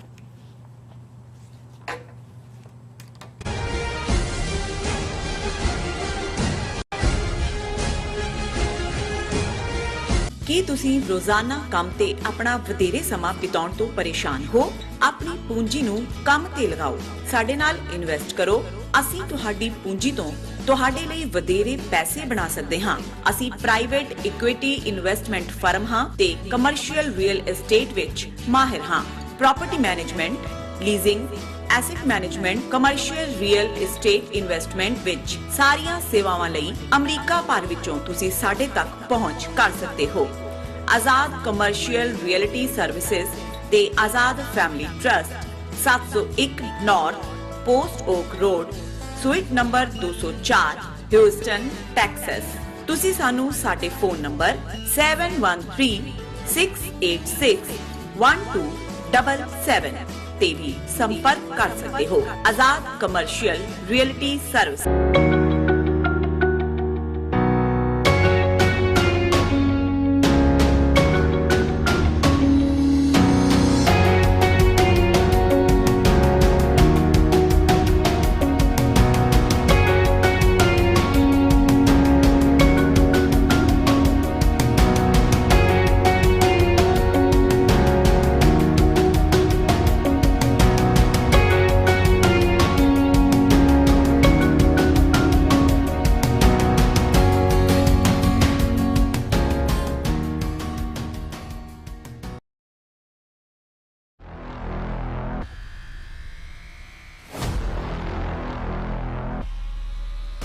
ਭਾਰਤ ਦੀ ਰਾਜਧਾਨੀ ਦਿੱਲੀ ਦੀਆਂ ਸਰਹੱਦਾਂ ਤੇ 9 ਮਹੀਨੇ ਤੋਂ ਚੱਲਦੇ ਆ ਰਹੇ ਕਿਸਾਨ ਅੰਦੋਲਨ ਨੂੰ ਦੁਨੀਆ ਦੇ ਇਤਿਹਾਸ ਵਿੱਚ ਅਹਿਮ ਦਰਜਾ ਹਾਸਲ ਹੋ ਚੁੱਕਿਆ ਹੈ। ਕਿਸਾਨ ਅੰਦੋਲਨ ਨੂੰ ਇਹ ਦਰਜਾ ਐਵੇਂ ਨਹੀਂ ਮਿਲਿਆ। ਇਹ ਦਰਜਾ ਹਾਸਲ ਕਰਨ ਲਈ ਕਿਸਾਨਾਂ ਨੂੰ ਬਹੁਤ ਜ਼ਿਆਦਾ ਕੀਮਤ ਚੁਕਾਉਣੀ ਪਈ ਆ। 600 ਤੋਂ ਵੱਧ ਕਿਸਾਨਾਂ ਨੂੰ ਆਪਣੀ ਜਾਨ ਦੀ ਬਾਜੀ ਲਾਉਣੀ ਪਈ। ਹਜ਼ਾਰਾਂ ਕਰੋੜ ਰੁਪਏ ਇਸ ਅੰਦੋਲਨ ਦੀ ਭੇਟ ਚੜਾਉਣੇ ਪਏ। ਜਿਹੜਾ ਕੀਮਤੀ ਸਮਾਂ ਤੇ ਸ਼ਕਤੀ ਖੇਤੀ ਉਤਪਾਦਨ ਵਿੱਚ ਕਿਸਾਨਾਂ ਨੇ ਲਾਉਣਾ ਸੀ, ਉਹ ਮੋਦੀ ਸਰਕਾਰ ਵਿਰੁੱਧ ਲੜਦਿਆਂ ਹੋਇਆਂ ਇਸ ਸੰਘਰਸ਼ ਦੇ ਵਿੱਚ ਲਾਇਆ, ਤਾਂ ਜਾ ਕੇ ਵਿਸ਼ਵ ਦੇ ਇਤਿਹਾਸ ਵਿੱਚ ਕਿਸਾਨ ਅੰਦੋਲਨ ਨੂੰ ਇਹ ਦਰਜਾ ਹਾਸਲ ਹੋਇਆ ਹੈ। ਅੰਦੋਲਨ ਵਿੱਚ ਜਾਨਾਂ ਵਾਰਨ ਵਾਲੇ ਕਿਸਾਨ ਯੋਧਿਆਂ ਦੇ ਜੀਵਨ ਬਾਰੇ voice of Khalsa production group ਵੱਲੋਂ ਇੱਕ ਲੜੀਵਾਰ ਕਿਸਾਨ ਯੋਧਿਆਂ ਦੀ ਦਾਸਤਾਨ ਦਾ ਪ੍ਰਸਾਰਣ 1 ਸਤੰਬਰ ਤੋਂ ਹੋਣ ਜਾ ਰਿਹਾ ਹੈ। ਇਹ ਪ੍ਰੋਗਰਾਮ ਵੇਖਣ ਲਈ ਤੁਸੀਂ voice of Khalsa news Facebook page ਤੇ voice of Khalsa TV YouTube ਦੇ ਨਾਲ ਜੁੜੇ ਰਹਿਣਾ। ਇਸ ਪ੍ਰੋਗਰਾਮ ਨੂੰ ਸਪਾਂਸਰ ਕਰਨ ਦੇ ਲਈ ਤੁਸੀਂ ਸਾਡੇ ਫੋਨ ਨੰਬਰ +1 917 225 2798 ਤੇ ਸੰਪਰਕ ਕਰ ਸਕਦੇ ਹੋ।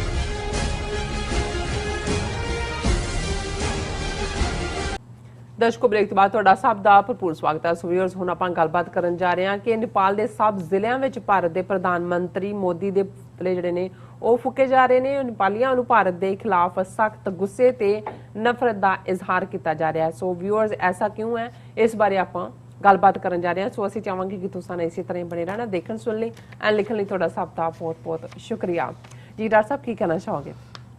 ਦੇਖੋ, ਕਿਉਂਕਿ ਇਸ ਵੇਲੇ ਅਫਗਾਨਿਸਤਾਨ ਦੇ ਉੱਤੇ ਇੰਨਾ ਫੋਕਸ ਹੈ ਇੰਟਰਨੈਸ਼ਨਲ ਮੀਡੀਆ ਦਾ ਵੀ ਔਰ ਸਾਡਾ ਵੀ, ਔਰ ਜ਼ਾਹਰ ਹੈ ਸਾਊਥ ਏਸ਼ੀਆ ਦੇ ਬਾਕੀ ਮੁਲਕਾਂ ਦਾ ਵੀ, ਕਿਉਂਕਿ ਡਿਵੈਲਪਮੈਂਟਸ ਸਭ ਨੂੰ ਪ੍ਰਭਾਵਿਤ ਕਰਨ ਵਾਲੀਆਂ ਨੇ। ਬਿਲਕੁਲ, ਕਿ ਨੇਪਾਲ ਦੇ ਵਿੱਚ ਕਿੰਨਾ ਜ਼ਬਰਦਸਤ ਗੁੱਸਾ ਮੋਦੀ ਔਰ ਭਾਰਤ ਸਰਕਾਰ ਦੇ ਔਰ ਭਾਰਤ ਦੇ ਖਿਲਾਫ ਹੈ ਕਿ ਉਹਨਾਂ ਦੇ 77 ਜ਼ਿਲ੍ਹੇ ਨੇ ਔਰ ਉਹਨਾਂ ਸਾਰੇ ਜ਼ਿਲ੍ਹਾ ਹੈੱਡਕੁਆਰਟਰਾਂ ਤੇ ਲਗਭਗ ਮੋਦੀ ਦੇ ਪੁਤਲੇ ਐਫਜੀਜ਼ ਜਿਹਨੂੰ ਕਹਿੰਦੇ ਨੇ ਉਹ ਫੂਕੇ ਗਏ ਔਰ 4 ਚਫੇਰੇ ਭਾਰਤ ਵਿਰੋਧੀ ਨਾਅਰੇ ਔਰ ਕਈ ਥਾਂ ਜਿਹੜੇ ਉੱਥੇ ਰਹਿੰਦੇ ਭਾਰਤੀ ਵਪਾਰੀ ਜਾਂ ਦੂਜੇ ਨੇ ਉਹਨਾਂ ਨੂੰ ਵੀ ਨੇਪਾਲੀਆਂ ਦੇ ਗੁੱਸੇ ਦਾ ਸ਼ਿਕਾਰ ਹੋਣਾ ਪਿਆ।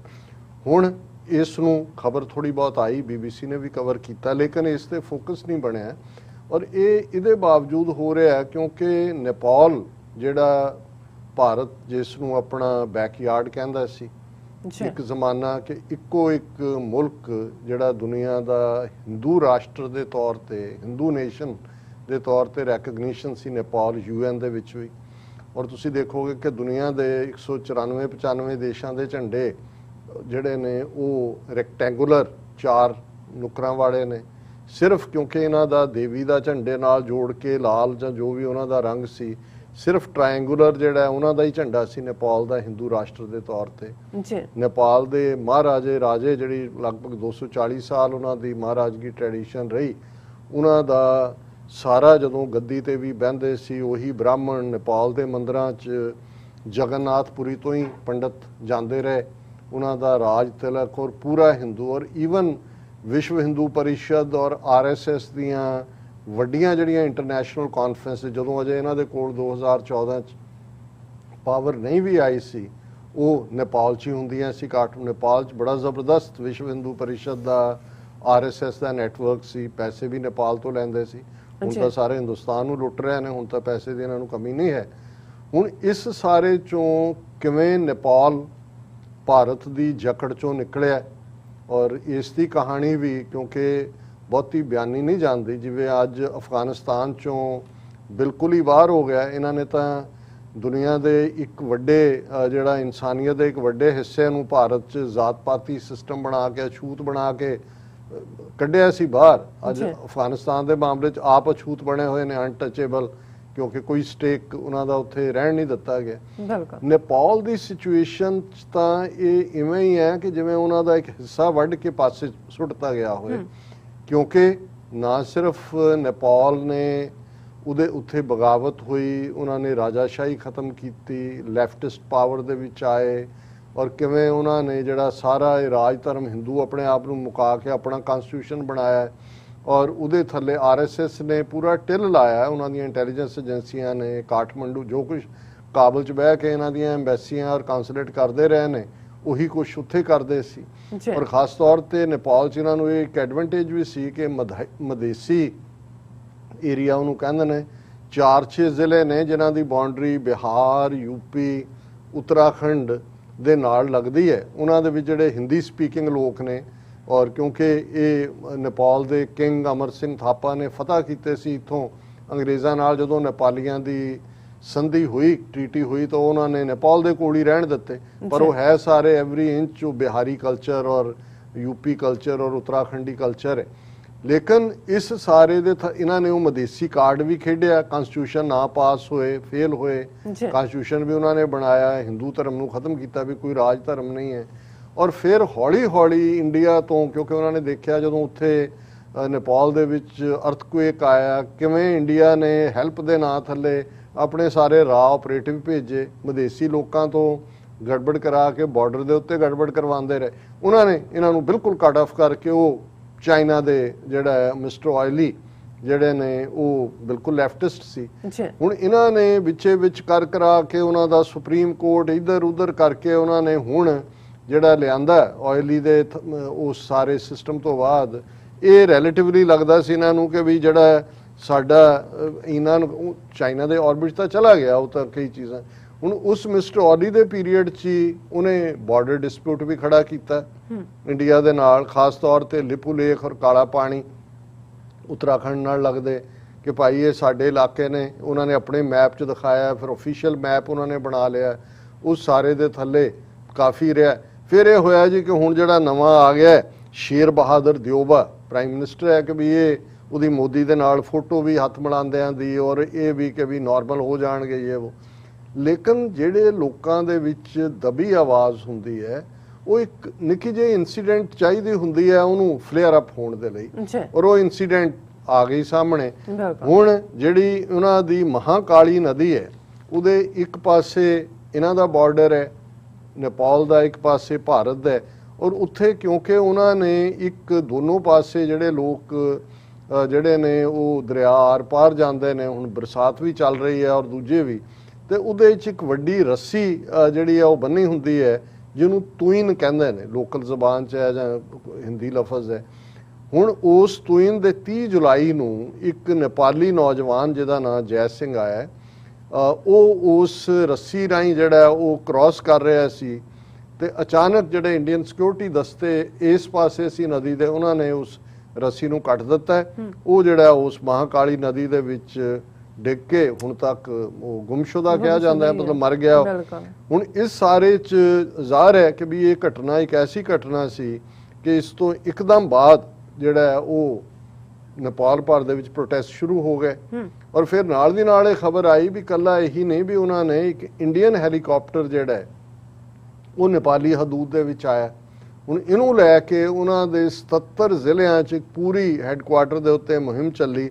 ਉਹਨਾਂ ਨੇ ਕਿਹਾ, ਔਰ ਉਹਨਾਂ ਨੇ ਇੱਕ ਇਨਵੈਸਟੀਗੇਟਿਵ ਕਮੇਟੀ ਵੀ ਬਣਾਈ ਨੇਪਾਲ ਦੀ ਸਰਕਾਰ ਨੇ, ਕਿ ਜੀ ਉਹਨਾਂ ਨੇ ਕਿਹਾ ਜੀ ਹਾਂ ਸਿਕਿਉਰਿਟੀ ਫੋਰਸਿਸ ਉੱਥੇ ਮੌਜੂਦ ਸੀ। ਹੁਣ ਨੇਪਾਲੀ ਲੋਕਾਂ ਦਾ ਗੁੱਸਾ ਇਹ ਹੈ ਇਸ ਦੇ ਉੱਤੇ ਮਿਸਟਰ ਸ਼ੇਰ ਬਹਾਦਰ ਦਿਓਬਾ ਤੇ, ਕਿ ਵੀ ਉਹਨਾਂ ਨੇ ਸਾਡਾ ਬੰਦਾ ਮਾਰਿਆ, ਉਹਨਾਂ ਦਾ ਹੈਲੀਕਾਪਟਰ ਸਾਡੀਆਂ ਜਿਹੜੀਆਂ ਸੀਮਾਵਾਂ ਦੇ ਵਿੱਚ ਬਾਰਡਰਸ ਦੇ ਵਿੱਚ ਆਇਆ, ਤੁਸੀਂ ਉਹਨਾਂ ਦੇ ਹਾਈ ਕਮਿਸ਼ਨ ਨੂੰ ਤਲਬ ਕਰਕੇ ਪ੍ਰੋਟੈਸਟ ਕਿਉਂ ਨਹੀਂ ਕੀਤਾ? ਉਹ ਕਹਿੰਦੇ ਨੇ ਜੀ ਅਸੀਂ ਇੱਕ ਡਿਪਲੋਮੈਟਿਕ ਨੋਟ ਭੇਜਿਆ, ਔਰ ਇਸ ਗੱਲ ਦੇ ਉੱਤੇ ਉਹਨਾਂ ਨੇ ਕਿਹਾ ਵੀ ਬਿਲਕੁਲ ਸਾਨੂੰ ਇਹ ਕਬੂਲ ਨਹੀਂ ਹੈ। ਔਰ ਇਹ ਉਹਨਾਂ ਦਾ ਆਪਣਾ ਮੀਡੀਆ ਸਮੇਤ BBC ਕਹਿ ਰਿਹਾ ਹੈ ਕਿ ਭਾਈ ਇਹ ਜਿਹੜੀ ਹੈ ਇਸ ਵੇਲੇ ਨੇਪਾਲ ਔਰ ਭਾਰਤ ਦੇ ਵਿੱਚ ਬਹੁਤ ਕਸ਼ੀਦਗੀ ਹੈ। ਸ਼ੇਰ ਬਹਾਦਰ ਦਿਓਬਾ ਭਾਵੇਂ ਲੱਗਦਾ ਸੀ ਕਿ ਇੰਡੀਆ ਉਸ ਨੂੰ ਥੋੜਾ ਮੈਲਟਡਾਊਨ ਕਰੇਗਾ, ਪਰ ਇਸ ਗੱਲ ਦੇ ਸਾਹਮਣੇ ਲੋਕਾਂ ਦੇ ਵਿੱਚ ਬਹੁਤ ਗੁੱਸਾ ਹੈ। ਚਾਰ ਚਫੇਰੇ ਜਿਹੜਾ ਇਹੀ ਨਹੀਂ ਵੀ ਇੱਕ ਪਾਰਟੀ, ਜਿੰਨੀਆਂ ਪੋਲੀਟੀਕਲ ਪਾਰਟੀਆਂ ਨੇ ਉਹਨਾਂ ਦੇ ਸਟੂਡੈਂਟ ਔਰ ਉਹਨਾਂ ਦੇ ਜਿਹੜੇ ਵਰਕਰ ਨੇ ਉਹ ਸੜਕਾਂ ਤੇ ਉਤਰ ਆਏ ਨੇ। ਨੇਪਾਲ ਕਮਿਊਨਿਸਟ ਪਾਰਟੀ ਦੇ ਜਿਹੜੇ ਸਟੂਡੈਂਟ ਨੇ ਉਹ ਖਾਸ ਤੌਰ ਤੇ ਇਹਦਾ ਮੋਦੀ ਦਾ ਪੁਤਲਾ ਥਾਂ ਥਾਂ ਫੂਕ ਰਹੇ ਨੇ, ਔਰ ਉਹਨਾਂ ਨੇ ਕਿਹਾ ਵੀ ਇੱਕ ਪਾਸੇ ਤਾਂ ਲੋਕ ਜੈ ਸਿੰਘ ਧਾਮੀ ਦੇ ਲਈ ਇਨਸਾਫ ਦੀ ਮੰਗ ਕਰ ਰਹੇ ਨੇ, ਪਰ ਨਾਲ ਹੀ ਉਹ ਕਹਿੰਦੇ ਨੇ ਜੀ ਜੇ ਹੈਲੀਕਾਪਟਰ ਨੇ ਆ ਕੇ ਵਾਇਲੇਟ ਕੀਤੀ ਸਾਡੀ ਸੋਵਰਨਿਟੀ, ਤੇ ਇਸ ਦੇ ਮਾਮਲੇ 'ਚ ਸਰਕਾਰ ਨੇ ਕਿਉਂ ਨਹੀਂ ਜਿਹੜਾ ਫੋਰਸਫੁਲ ਜਿਹੜਾ ਕਦਮ ਚੁੱਕਿਆ। ਔਰ ਇਹ ਸਾਰੇ ਦੇ ਵਿੱਚ ਜਿਹੜਾ ਉਹਨਾਂ ਨੇ ਕਿਹਾ ਕਿ ਵੀ ਇਹ ਸਾਨੂੰ ਕਬੂਲ ਨਹੀਂ ਹੈ। ਔਰ ਨੇਪਾਲ ਸਰਕਾਰ ਨੇ ਕਿਹਾ ਜੀ ਅਸੀਂ ਫੋਰਨ ਮਿਨਿਸਟਰੀ ਲੈਵਲ ਤੇ ਗੱਲ ਕਰ ਰਹੇ ਹਾਂ, ਅਸੀਂ ਪ੍ਰੋਟੈਸਟ ਭੇਜਿਆ, ਡਿਪਲੋਮੈਟਿਕ ਭੇਜਿਆ, ਔਰ ਹੁਣ ਉਧਰੋਂ ਇੰਡੀਆ ਕਹਿ ਰਿਹਾ ਉਹਨੂੰ ਕਿ ਵੀ ਤੁਹਾਨੂੰ ਤਾਂ ਅਸੀਂ ਖੜਾ ਕੀਤਾ, ਇਹ ਕੀ ਹੋ ਰਿਹਾ? ਤੇ ਉਹਨਾਂ ਨੇ ਕਿਹਾ ਜੀ ਅਸੀਂ ਸਾਰੇ 77 ਜ਼ਿਲ੍ਹਿਆਂ ਦੇ ਡਿਪਟੀ ਕਮਿਸ਼ਨਰਸ ਐਡਮਿਨਿਸਟ੍ਰੇਟਰਸ ਨੂੰ ਨੋਟ ਭੇਜਿਆ ਹੈ ਕਿ ਇਹ ਜਿਹੜਾ ਬੰਦ ਕਰਾਇਆ ਜਾਏ ਪੁਤਲੇ ਸਾੜਨਾ ਇਹ वो। ਪਰ ਅਸੀਂ ਇਹ ਕਹਿ ਰਹੇ ਹਾਂ ਕਿ ਵੀ ਭਾਰਤ ਦਾ ਆਪਣੇ ਗਵਾਂਢੀ ਮੁਲਕਾਂ ਦੇ ਵਿੱਚ ਕੀ ਹਾਲਤ ਬਣ ਚੁੱਕੀ ਹੈ ਤੇ ਹੁਣ ਤੁਰੇ ਤਾਂ ਹੋਏ ਨੇ ਇਹ ਰੀਜਨਲ ਪਾਵਰ ਔਰ ਵਿਸ਼ਵ ਗੁਰੂ ਬਣਨ ਦੇ ਲਈ ਤੇ ਨੇਪਾਲ ਵਰਗਾ। ਔਰ ਇਸ ਗੱਲ ਦਾ ਧਿਆਨ ਰਹੇ ਨੇਪਾਲ 'ਚ 80% ਤੋਂ ਜ਼ਿਆਦਾ ਲੋਕ 90 ਹੀ ਹੋਣਗੇ ਸ਼ਾਇਦ ਹਿੰਦੂ ਮਜ਼ਹਬ 'ਚ ਯਕੀਨ ਰੱਖਣ ਵਾਲੇ ਨੇ, ਲੇਕਿਨ ਉਹਨਾਂ ਨੂੰ ਵੀ ਭਾਰਤ ਦਾ ਇਹ ਜਿਹੜਾ ਸਾਰਾ ਸਿਸਟਮ ਹੈ ਉਹ ਕਬੂਲ ਨਹੀਂ। ਬਿਲਕੁਲ ਡਾਕਟਰ ਸਾਹਿਬ, ਤੁਹਾਡਾ ਬਹੁਤ ਬਹੁਤ ਧੰਨਵਾਦ। ਸੋ ਇੱਥੇ ਲੈਣੇ ਬ੍ਰੇਕ। ਵਿਊਅਰਸ, ਤੁਸੀਂ ਕਿਤੇ ਨਹੀਂ ਜਾਣਾ, ਮਿਲਦੇ ਹਾਂ after this short break.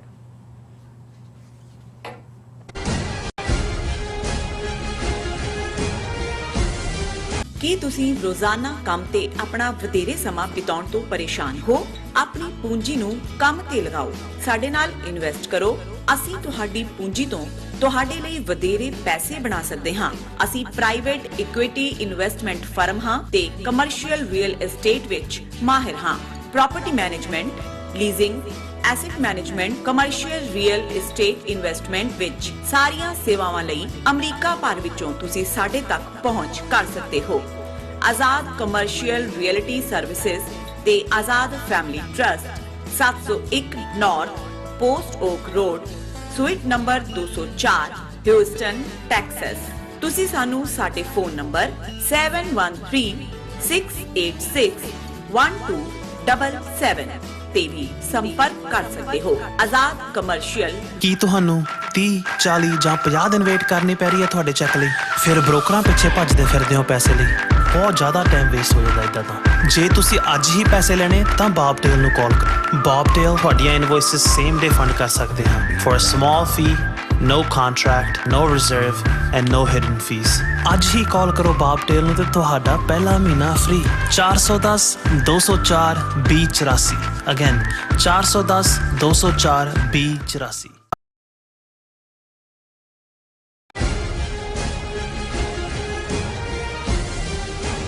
ਦਰਸ਼ਕੋ, break ਤੋਂ ਬਾਅਦ ਆਪਾਂ ਤੁਹਾਨੂੰ ਸਭ ਨੂੰ ਜੀ ਆਇਆਂ ਕਹਿੰਦੇ ਹਾਂ। ਸੋ ਹੁਣ ਆਪਾਂ ਗੱਲਬਾਤ ਕਰਨ ਜਾ ਰਹੇ ਹਾਂ ਕਿ ਪੰਜਾਬੀ ਯੂਨੀਵਰਸਿਟੀ ਪਟਿਆਲਾ ਵੱਲੋਂ ਪਸ਼ਤੋ, ਦਾਰੀ, ਕਸ਼ਮੀਰੀ ਜ਼ੁਬਾਨਾਂ ਲਈ ਕੁਝ ਖਾਸ ਲੈਂਗੁਏਜ ਪ੍ਰੋਸੈਸਿੰਗ ਟੂਲਸ ਤਿਆਰ ਕੀਤੇ ਜਾ ਰਹੇ ਹਨ। ਇਸ ਲਈ ਪੰਜਾਬੀ ਯੂਨੀਵਰਸਿਟੀ ਪਟਿਆਲਾ ਵਿੱਚ ਪੜ੍ਹਦੇ ਅਫਗਾਨ ਸਟੂਡੈਂਟਸ ਦੀ ਜਿਹੜੀ ਹੈ ਮਦਦ ਲਈ ਜਾ ਰਹੀ ਹੈ। ਸੋ ਯਾਦ ਰਹੇ, ਪੰਜਾਬੀ ਯੂਨੀਵਰਸਿਟੀ ਪਟਿਆਲਾ ਨੇ ਪਹਿਲਾਂ ਪੰਜਾਬੀ, ਉਰਦੂ ਅਤੇ ਸਿੰਧੀ ਜ਼ੁਬਾਨਾਂ ਦੇ ਲੈਂਗੁਏਜ ਟੂਲ ਡਿਵੈਲਪ ਕੀਤੇ ਹੋਏ ਹਨ। ਸੋ ਇਸ ਬਾਰੇ ਆਪਾਂ ਗੱਲਬਾਤ ਕਰਨ ਜਾ ਰਹੇ ਹਾਂ। ਸੋ ਅਸੀਂ ਚਾਹਾਂਗੇ ਕਿ ਤੁਸੀਂ ਇਸੇ ਤਰ੍ਹਾਂ ਹੀ ਬਣੇ ਰਹਿਣਾ। ਦੇਖਣ, ਸੁਣਨ ਲਈ, ਲਿਖਣ ਲਈ ਤੁਹਾਡਾ ਸਭ ਦਾ ਬਹੁਤ ਬਹੁਤ ਸ਼ੁਕਰੀਆ ਜੀ। ਡਾਕਟਰ ਸਾਹਿਬ, ਕੀ ਵਿਚਾਰਾਂ ਨੇ? ਦੇਖੋ, ਖਬਰ ਤਾਂ ਕੋਈ ਬਹੁਤ ਵੱਡੀ ਨਹੀਂ ਹੈ, ਲੇਕਿਨ ਮੈਨੂੰ ਬਹੁਤ ਵੱਡੀ ਲੱਗੀ। ਮੈਂ ਇਹਦਾ ਤੇ ਵਿਚਾਰ ਕਰਨ ਲਈ ਇਹਨੂੰ ਚੁਣਿਆ। ਇੱਕ ਪਾਸੇ ਜਿੱਥੇ ਭਾਰਤ ਦੇ ਵਿੱਚ ਅਫਗਾਨ ਲੋਕਾਂ ਨੂੰ ਲੈ ਕੇ, ਤਾਲਿਬਾਨ ਨੂੰ ਲੈ ਕੇ ਔਰ ਉਸ ਸਿਸਟਮ ਪ੍ਰਤੀ ਇੱਕ ਨਫ਼ਰਤ ਔਰ ਨੈਗੇਟਿਵਿਟੀ ਸਾਰੇ ਮੀਡੀਆ ਰਾਹੀਂ ਔਰ ਸਰਕਾਰੀ ਅਦਾਰਿਆਂ ਰਾਹੀਂ ਫੈਲਾਈ ਜਾ ਰਹੀ ਹੈ। ਇੰਟਰਨੈਸ਼ਨਲੀ ਵੀ ਅਸੀਂ ਦੇਖ ਰਹੇ ਹਾਂ ਕਿ ਵੈਸਟਰਨ ਪਾਵਰਸ, ਅਮਰੀਕਾ ਸਮੇਤ ਕਿਵੇਂ ਉਹ ਇੱਕ ਪਾਸੜ ਜਿਹੜਾ ਹੈ ਉਹ ਜਿਵੇਂ ਉਹਨਾਂ ਨੂੰ ਆਪਣੀ ਹਾਰ ਹਜ਼ਮ ਨਹੀਂ ਹੋ ਰਹੀ ਲੱਗੇ ਹੋਏ ਨੇ। ਪੰਜਾਬ ਭਾਵੇਂ ਭਾਰਤੀ ਕਬਜ਼ੇ 'ਚ ਹੈ, ਬਹੁਤ ਸਾਰਾ ਉੱਥੇ ਐਜੂਕੇਸ਼ਨ ਸਿਸਟਮ ਵੀ ਜਿਹੜਾ ਹੈ ਉਹ ਯੂਨੀਵਰਸਿਟੀ ਗ੍ਰਾਂਟਸ ਕਮਿਸ਼ਨ ਦੇ ਥੱਲੇ ਔਰ ਉਹ ਪੂਰਾ ਹਿੰਦੂਤਵੀ ਲਾਈਨ ਦੇ ਉੱਤੇ ਉਹਨਾਂ ਨੇ ਕੀਤਾ ਹੋਇਆ। ਪੰਜਾਬ 'ਚੋਂ ਸਾਡੀ ਨੇਟਿਵ ਲੈਂਗੁਏਜ ਪੰਜਾਬੀ ਗਾਇਬ ਕਰਨ ਦੇ ਲਈ ਜਿਹੜਾ ਉਹ ਪੂਰੀਆਂ ਉਹਨਾਂ ਦੀਆਂ ਨੀਤੀਆਂ ਚੱਲ ਰਹੀਆਂ ਨੇ। ਪਿਛਲੇ ਦਿਨਾਂ 'ਚ ਅਸੀਂ ਜਲਿਆਂਵਾਲਾ ਬਾਗ ਦੀ ਬਿਊਟੀਫਿਕੇਸ਼ਨ ਦੇ ਨਾਂ ਥੱਲੇ ਵੀ ਜੇ ਪੰਜਾਬੀ ਹੈ ਉਹ ਹਿੰਦੀ ਦੇ ਥੱਲੇ ਲਿਖੀ ਹੋਈ ਹੈ। ਔਰ ਪੰਜਾਬੀ ਤਾਂ ਬਹੁਤ ਸੈਂਸਿਟਿਵ ਨੇ ਸਿੱਖ ਇਸ ਮਾਮਲੇ 'ਚ, ਕਿਉਂਕਿ ਅਸੀਂ ਤਾਂ ਉੱਥੇ ਲਗਭਗ 1950 ਤੋਂ ਲੈ ਕੇ 1966 ਤੱਕ 16 ਸਾਲ ਪੰਜਾਬੀ ਜ਼ਬਾਨ ਜਿਹੜੀ ਸਾਡੀ ਨੇਟਿਵ ਲੈਂਗੁਏਜ ਆ ਉਹਦੇ ਤੇ ਬੇਸਡ ਸੂਬਾ ਬਣਾਉਣ ਲਈ ਕੁਰਬਾਨੀਆਂ ਕੀਤੀਆਂ ਹੋਈਆਂ ਨੇ। 60,000 ਤੋਂ ਜ਼ਿਆਦਾ ਗ੍ਰਿਫਤਾਰੀਆਂ ਦਿੱਤੀਆਂ ਹੋਈਆਂ ਨੇ, ਜਿਹੜਾ ਸੈਂਕੜਿਆਂ ਸ਼ਹੀਦੀਆਂ ਨੇ। ਸੋ ਕਈ ਵਾਰ ਇੱਕ ਛੋਟਾ ਜਿਹਾ ਜੈਸਚਰ ਲੋਕਾਂ ਨੂੰ ਇਹ ਮੈਸੇਜ ਦੇ ਰਿਹਾ ਹੁੰਦਾ ਹੈ ਕਿ ਸਾਡੀ ਹਕੂਮਤ ਕੀ ਕਰ ਰਹੀ ਹੈ, ਇਹ ਕਿਵੇਂ, ਫਿਕਰ ਨਾ ਕਰੋ। ਸਾਨੂੰ ਇਹੀ ਨਹੀਂ ਵੀ ਅਸੀਂ ਤੁਹਾਨੂੰ ਪਿਆਰ ਕਰਦੇ ਹਾਂ, ਅਸੀਂ ਤੁਹਾਡੀ ਮਾਂ ਬੋਲੀ ਨੂੰ ਵੀ, ਤੁਹਾਡੀ ਮਾਦਰੀ ਜ਼ਬਾਨ ਨੂੰ ਵੀ ਪਿਆਰ ਕਰਦੇ ਹਾਂ। ਔਰ ਪੰਜਾਬੀ ਯੂਨੀਵਰਸਿਟੀ ਪਟਿਆਲਾ ਇਹ 1950 ਦੇ ਵਿੱਚ ਬਣੀ। ਮਕਸਦ ਪੰਜਾਬ, ਕਿਉਂਕਿ ਯੂਨੀਵਰਸਿਟੀ ਦਾ ਦੁਨੀਆ 'ਚ ਸ਼ਾਇਦ ਹੀ ਕੋਈ ਯੂਨੀਵਰਸਿਟੀ ਇਕੱਲੀ ਇਸ ਲੈਂਗੁਏਜ ਦੇ ਉੱਤੇ ਉਸ ਪੀਰੀਅਡ 'ਚ ਲੈਂਗੁਏਜ ਦੇ ਨਾਂ ਤੇ ਬਣੀ ਹੋਏ, ਉਹਦਾ ਨਾਂ ਹੀ ਸਿਰਫ ਪੰਜਾਬੀ ਜ਼ਬਾਨ। ਲੇਕਿਨ ਉਹਨਾਂ ਦਾ ਇਹ ਐਫਰਟ ਔਰ ਇਹ ਖਬਰ ਈਵਨ ਇੰਡੀਅਨ ਮੀਡੀਆ ਨੂੰ ਵੀ ਇੰਪੋਰਟੈਂਟ ਲੱਗੀ। Punjabi university Patiala to develop language tools for Dari, Kashmiri, Pashto. ਇਸ ਗੱਲ ਦਾ ਧਿਆਨ ਰਿਹਾ ਕਿ ਇਹ ਇੱਕ ਤਾਂ ਪਸ਼ਤੋ ਜ਼ਾਹਰ ਹੈ, ਪਸ਼ਤੂਨਾ ਦੀ ਜ਼ਬਾਨ ਹੈ, ਵੱਡਾ ਹਿੱਸਾ ਬੋਲਦਾ ਹੈ। ਬਿਲਕੁਲ। ਜਿਹੜੇ ਖਿੱਤੇ ਦੇ ਵਿੱਚ ਅਫਗਾਨਿਸਤਾਨ ਦੇ ਔਰ ਕੁਛ ਈਵਨ ਪਾਕਿਸਤਾਨ ਦੇ ਵੀ ਦਾਰੀ ਜ਼ਬਾਨ ਬੋਲੀ ਜਾਂਦੀ ਹੈ। ਦਾਰੀ ਫਾਰਸੀ ਦੇ ਨੇੜੇ ਹੈ। ਇਹ ਤੁਸੀਂ ਇਹਨੂੰ ਅਫਗਾਨ ਫਾਰਮ ਜਾਂ ਪਸ਼ਤੋ ਫਾਰਮ ਆਫ ਪਰਸ਼ੀਅਨ ਹੀ ਕਹੋ, ਕਿਉਂਕਿ ਲੰਬਾ ਵਕਤ ਉੱਥੇ ਜ਼ਬਾਨ ਫਾਰਸੀ ਰਹੀ ਹੈ। ਈਵਨ ਸਿੱਖ ਰਾਜ ਦੇ ਵੇਲੇ ਲਾਹੌਰ ਦਰਬਾਰ ਦੀ ਸਰਕਾਰੀ ਲੈਂਗੁਏਜ ਵੀ ਫਾਰਸੀ ਸੀ। ਸੋ ਇੱਕ ਪਰਸ਼ੀਅਨ ਹੈ ਜਿਹੜੀ ਸਕ੍ਰਿਪਟਡ ਹੈ, ਜਿਹੜੀ ਕਾਗਜ਼ਾਂ ਪੇਪਰਾਂ ਜਾਂ ਸਰਕਾਰੀ ਜ਼ਬਾਨ ਦੇ ਤੌਰ ਤੇ ਹੈ। ਇੱਕ ਜਿਹੜੀ ਲੋਕਾਂ ਦੀ ਜ਼ਬਾਨ ਹੈ ਉਹ ਦਾਰੀ ਕਰਕੇ ਜਾਣੀ ਜਾਂਦੀ ਹੈ, ਹੈਵੀਲੀ ਪਰਸ਼ੀਅਨ, ਲੇਕਿਨ ਉਹਦੇ ਵਿੱਚ ਪਸ਼ਤੋ ਜ਼ਬਾਨ ਦੇ ਲਫ਼ਜ਼ ਵੀ ਨੇ। ਔਰ ਤੀਸਰੀ ਜਿਹੜੀ ਹੈ ਕਸ਼ਮੀਰੀ। ਹੁਣ ਇੱਕ ਪਾਸੇ ਕਸ਼ਮੀਰ ਨੂੰ ਦੇ ਉੱਤੇ ਕਿਸ ਕਿਸਮ ਦੇ ਜ਼ੁਲਮ ਕੀਤੇ ਜਾ ਰਹੇ ਨੇ ਲੋਕਾਂ ਦੇ, ਉਹਨਾਂ ਨੇ ਤਾਂ ਇਹ ਕਹਿ ਕੇ ਕਿ ਜੀ ਇਹ ਅਸੀਂ ਇੱਥੇ ਤਾਂ ਉਰਦੂ ਨੂੰ ਉਹਨਾਂ ਨੇ ਉੱਥੋਂ ਕੱਢ ਦਿੱਤਾ ਹੈ ਜਾਂ ਦੂਜਾ, ਔਰ ਕਸ਼ਮੀਰੀਆਂ ਨਾਲ ਕੀ ਡੀਲ ਕਰ ਰਹੇ ਨੇ। ਹੁਣ ਪੰਜਾਬੀ ਯੂਨੀਵਰਸਿਟੀ ਪਟਿਆਲਾ ਦਾ ਇੱਕ ਛੋਟਾ ਜਿਹਾ ਡਿਪਾਰਟਮੈਂਟ ਹੈ, research centre for technical development of Punjabi language. ਇਹ ਉਹਦਾ ਹੈ।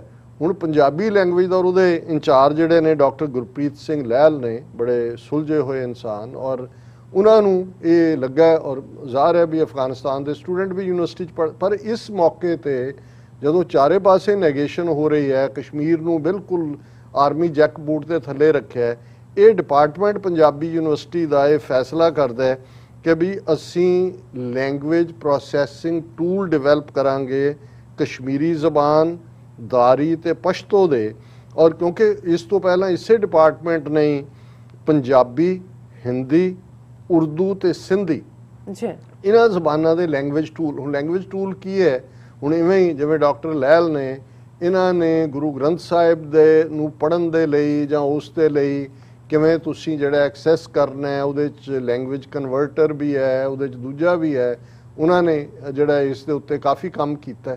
ਸੋ ਆਲਰੇਡੀ ਉਹਨਾਂ ਨੇ ਜਿਨ੍ਹਾਂ ਜ਼ਬਾਨਾਂ 'ਤੇ ਉਹਦੇ 'ਤੇ ਹੀ ਬੇਸਡ ਉਹਨਾਂ ਨੂੰ ਲੱਗਾ ਵੀ ਇਹ ਪੀਰੀਅਡ ਹੈ ਕਿ ਅਸੀਂ ਆਪਣੇ ਪਸ਼ਤੋ ਸਪੀਕਿੰਗ, ਦਾਰੀ ਸਪੀਕਿੰਗ, ਕਸ਼ਮੀਰੀ ਸਪੀਕਿੰਗ ਭੈਣਾਂ ਭਰਾਵਾਂ ਨੂੰ ਮੈਸੇਜ ਦਈਏ ਕਿ ਹਕੂਮਤਾਂ ਕੀ ਕਰਦੀਆਂ ਨੇ, ਨਹੀਂ ਅਸੀਂ ਤੁਹਾਡੀ ਬੋਲੀ ਨੂੰ ਰੈਕਗਨਾਈਜ਼ ਵੀ ਕਰਦੇ ਹਾਂ ਔਰ ਅਸੀਂ ਉਹਨੂੰ ਜਿਹੜਾ ਉਹ ਕੰਪਿਊਟਰ ਸਾਵੀ ਬਣਾਉਣ ਦੇ ਲਈ ਜਿਹੜਾ ਡਿਵੈਲਪਮੈਂਟ ਟੂਲ ਵੀ ਤਿਆਰ ਕਰਾਂਗੇ।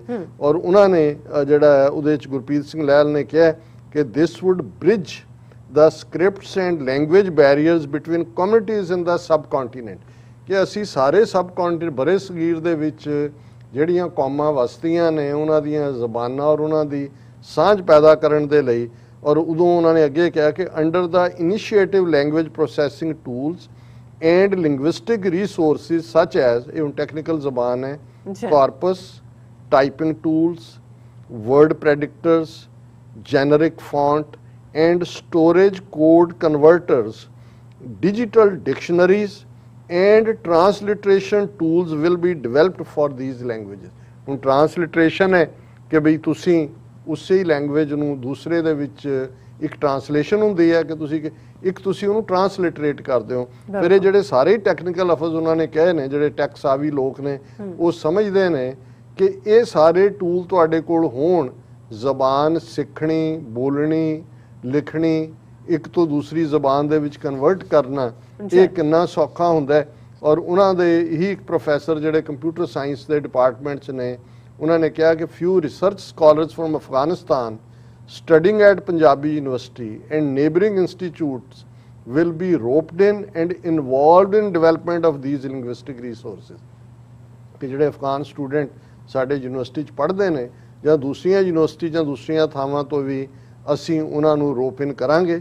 ਔਰ ਉਹਨਾਂ ਨੇ ਕਿਹਾ ਵੀ ਅਸੀਂ ਆਲਰੇਡੀ ਜਿਹੜਾ we have facilitated electronic and written communication between Punjabi, Sindhi and Urdu speaking communities living in India and Pakistan through the development of bi-directional web-based transliteration tools with the help of international grants by Pan Asia ICT Singapore and ISIF Asia Australia. ਸੋ ਦਾ ਮਤਲਬ ਇਹ ਹੈ, ਇਹ ਉਹਨਾਂ ਨੇ ਇਸ ਲਈ reference ਦਿੱਤੀ ਹੈ ਕਿ ਭਾਈ ਆਲਰੇਡੀ ਇਹ ਜਿਹੜੀਆਂ ਅਸੀਂ ਟੂਲ ਡਿਵੈਲਪ ਕੀਤੇ ਨੇ ਉਰਦੂ, ਸਿੰਧੀ, ਪੰਜਾਬੀ ਦੇ, ਜਿਨ੍ਹਾਂ ਨੂੰ ਸਪੋਰਟ ਕੀਤਾ ਇਹਨਾਂ ਨੇ ਸਿੰਗਾਪੁਰ ਦੀ ਪੈਨ ਏਸ਼ੀਆ, ਔਰ ਇਹਦਾ ਮਤਲਬ ਹੈ ਕਿ ਵੀ ਮੀਨ ਬਿਜ਼ਨਸ। ਇਹ ਕਿਸੇ ਸਿਆਸਤਦਾਨ ਦਾ ਬਿਆਨ ਨਹੀਂ ਹੈ ਕਿ ਜੀ ਅਸੀਂ ਇੱਥੇ ਯੂਨੀਵਰਸਿਟੀ ਬਣਾ ਦੇਵਾਂਗੇ, ਇੰਨੇ ਲੱਖਾਂ ਨੂੰ ਰੁਜ਼ਗਾਰ ਦੇਵਾਂਗੇ। ਔਰ ਉਹਨਾਂ ਨੇ ਕਿਹਾ ਕਿ ਵੀ ਅਸੀਂ ਜਿਹੜਾ ਲੈਂਗੁਏਜਸ ਦੀਆਂ ਰਿਸੋਰਸਿਸ ਪ੍ਰਿਪੇਅਰ ਕਰਾਂਗੇ, typing tools, font, storage code, converters, text corpus, optical character recognition system. ਇਹ ਅੱਜ ਕੱਲ੍ਹ ਸਾਰੇ ਜਿਹੜੇ ਰਾਈਟਰਸ ਨੇ, ਨਿਊਜ਼ਪੇਪਰਸ ਨੇ, ਪਬਲਿਸ਼ਰਸ ਨੇ ਇੰਡੀਆ ਔਰ ਪਾਕਿਸਤਾਨ ਦੇ, ਉਹਨਾਂ ਦੇ ਵਿੱਚ ਜਿਹੜਾ transliterating articles, news, digital online content ਇਹ ਪਪੂਲਰ ਨੇ। ਸੋ ਅਸੀਂ ਮੁਬਾਰਕਬਾਦ ਦਿੰਦੇ ਹਾਂ ਖਾਸ ਤੌਰ ਤੇ ਪੰਜਾਬੀ ਯੂਨੀਵਰਸਿਟੀ ਪਟਿਆਲਾ ਦੇ research centre for technical development language ਨੂੰ, ਕਿਉਂਕਿ ਇਹ ਹੁੰਦੇ ਨੇ ਜਦੋਂ ਕੌਮਾਂ ਮੁਸ਼ਕਲ 'ਚ ਹੁੰਦੀਆਂ ਨੇ, ਕ੍ਰਾਈਸਿਸ 'ਚ ਹੁੰਦੀਆਂ ਨੇ, ਵੱਡਾ ਤਬਕਾ ਵਾਚ ਐਂਡ ਸੀ ਕਰ ਰਿਹਾ ਹੁੰਦਾ ਹੈ, ਤੁਸੀਂ ਅੱਗੇ ਆਉਂਦੇ ਹੋ, ਤੁਸੀਂ ਜੈਸਟਰ ਤੋਂ ਕਹਿੰਦੇ ਵੀ ਨਹੀਂ ਅਸੀਂ ਤੁਹਾਨੂੰ ਵੀ ਪਿਆਰ ਕਰਦੇ ਹਾਂ, ਤੁਹਾਡੀ ਮਾਦਰੀ ਜ਼ਬਾਨ ਨੂੰ ਵੀ ਕਰਦੇ ਹਾਂ, ਤੇ ਆਓ ਅਸੀਂ ਉਹ ਟੂਲ ਡਿਵੈਲਪ ਕਰੀਏ ਕਿ ਅਸੀਂ ਨਾ ਸਾਂਝਾਂ ਨੂੰ ਵਧਾਈਏ। ਸੈਲੂਟ। ਬਿਲਕੁਲ ਸਰ, ਬਿਲਕੁਲ ਤੁਸੀਂ ਸਹੀ ਬੋਲਿਆ। ਸੋ ਇੱਥੇ ਲੈਣੇ ਆ ਬ੍ਰੇਕ। ਵਿਊਅਰਸ ਤੁਸੀਂ ਇਸੇ ਤਰ੍ਹਾਂ ਬਣੇ ਰਹਿਣਾ, ਮਿਲਦੇ ਆ ਛੋਟੇ ਜਿਹੇ ਬ੍ਰੇਕ ਤੋਂ ਬਾਅਦ।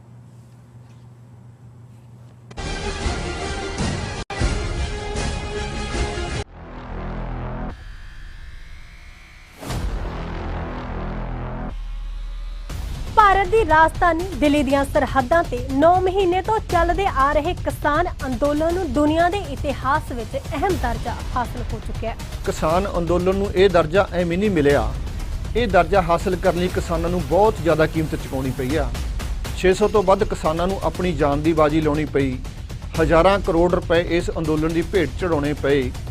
ਜਿਹੜਾ ਕੀਮਤੀ ਸਮਾਂ ਤੇ ਸ਼ਕਤੀ ਖੇਤੀ ਉਤਪਾਦਨ ਵਿੱਚ ਕਿਸਾਨਾਂ ਨੇ ਲਾਉਣਾ ਸੀ, ਉਹ ਮੋਦੀ ਸਰਕਾਰ ਵਿਰੁੱਧ ਲੜਦਿਆਂ ਹੋਇਆਂ ਇਸ ਸੰਘਰਸ਼ ਦੇ ਵਿੱਚ ਲਾਇਆ, ਤਾਂ ਜਾ ਕੇ ਵਿਸ਼ਵ ਦੇ ਇਤਿਹਾਸ ਵਿੱਚ ਕਿਸਾਨ ਅੰਦੋਲਨ ਨੂੰ ਇਹ ਦਰਜਾ ਹਾਸਲ ਹੋਇਆ ਹੈ। ਅੰਦੋਲਨ ਵਿੱਚ ਜਾਨਾਂ ਵਾਰਨ ਵਾਲੇ ਕਿਸਾਨ ਯੋਧਿਆਂ ਦੇ ਜੀਵਨ ਬਾਰੇ voice of Khalsa production group ਵੱਲੋਂ ਇੱਕ ਲੜੀਵਾਰ ਕਿਸਾਨ ਯੋਧਿਆਂ ਦੀ ਦਾਸਤਾਨ ਦਾ ਪ੍ਰਸਾਰਣ 1 ਸਤੰਬਰ ਤੋਂ ਹੋਣ ਜਾ ਰਿਹਾ ਹੈ। ਇਹ ਪ੍ਰੋਗਰਾਮ ਵੇਖਣ ਲਈ ਤੁਸੀਂ voice of Khalsa news Facebook page ਤੇ voice of Khalsa TV YouTube ਦੇ ਨਾਲ ਜੁੜੇ ਰਹਿਣਾ। ਇਸ ਪ੍ਰੋਗਰਾਮ ਨੂੰ ਸਪਾਂਸਰ ਕਰਨ ਦੇ ਲਈ ਤੁਸੀਂ ਸਾਡੇ ਫੋਨ ਨੰਬਰ +1 917 225 2798 ਤੇ ਸੰਪਰਕ ਕਰ ਸਕਦੇ ਹੋ।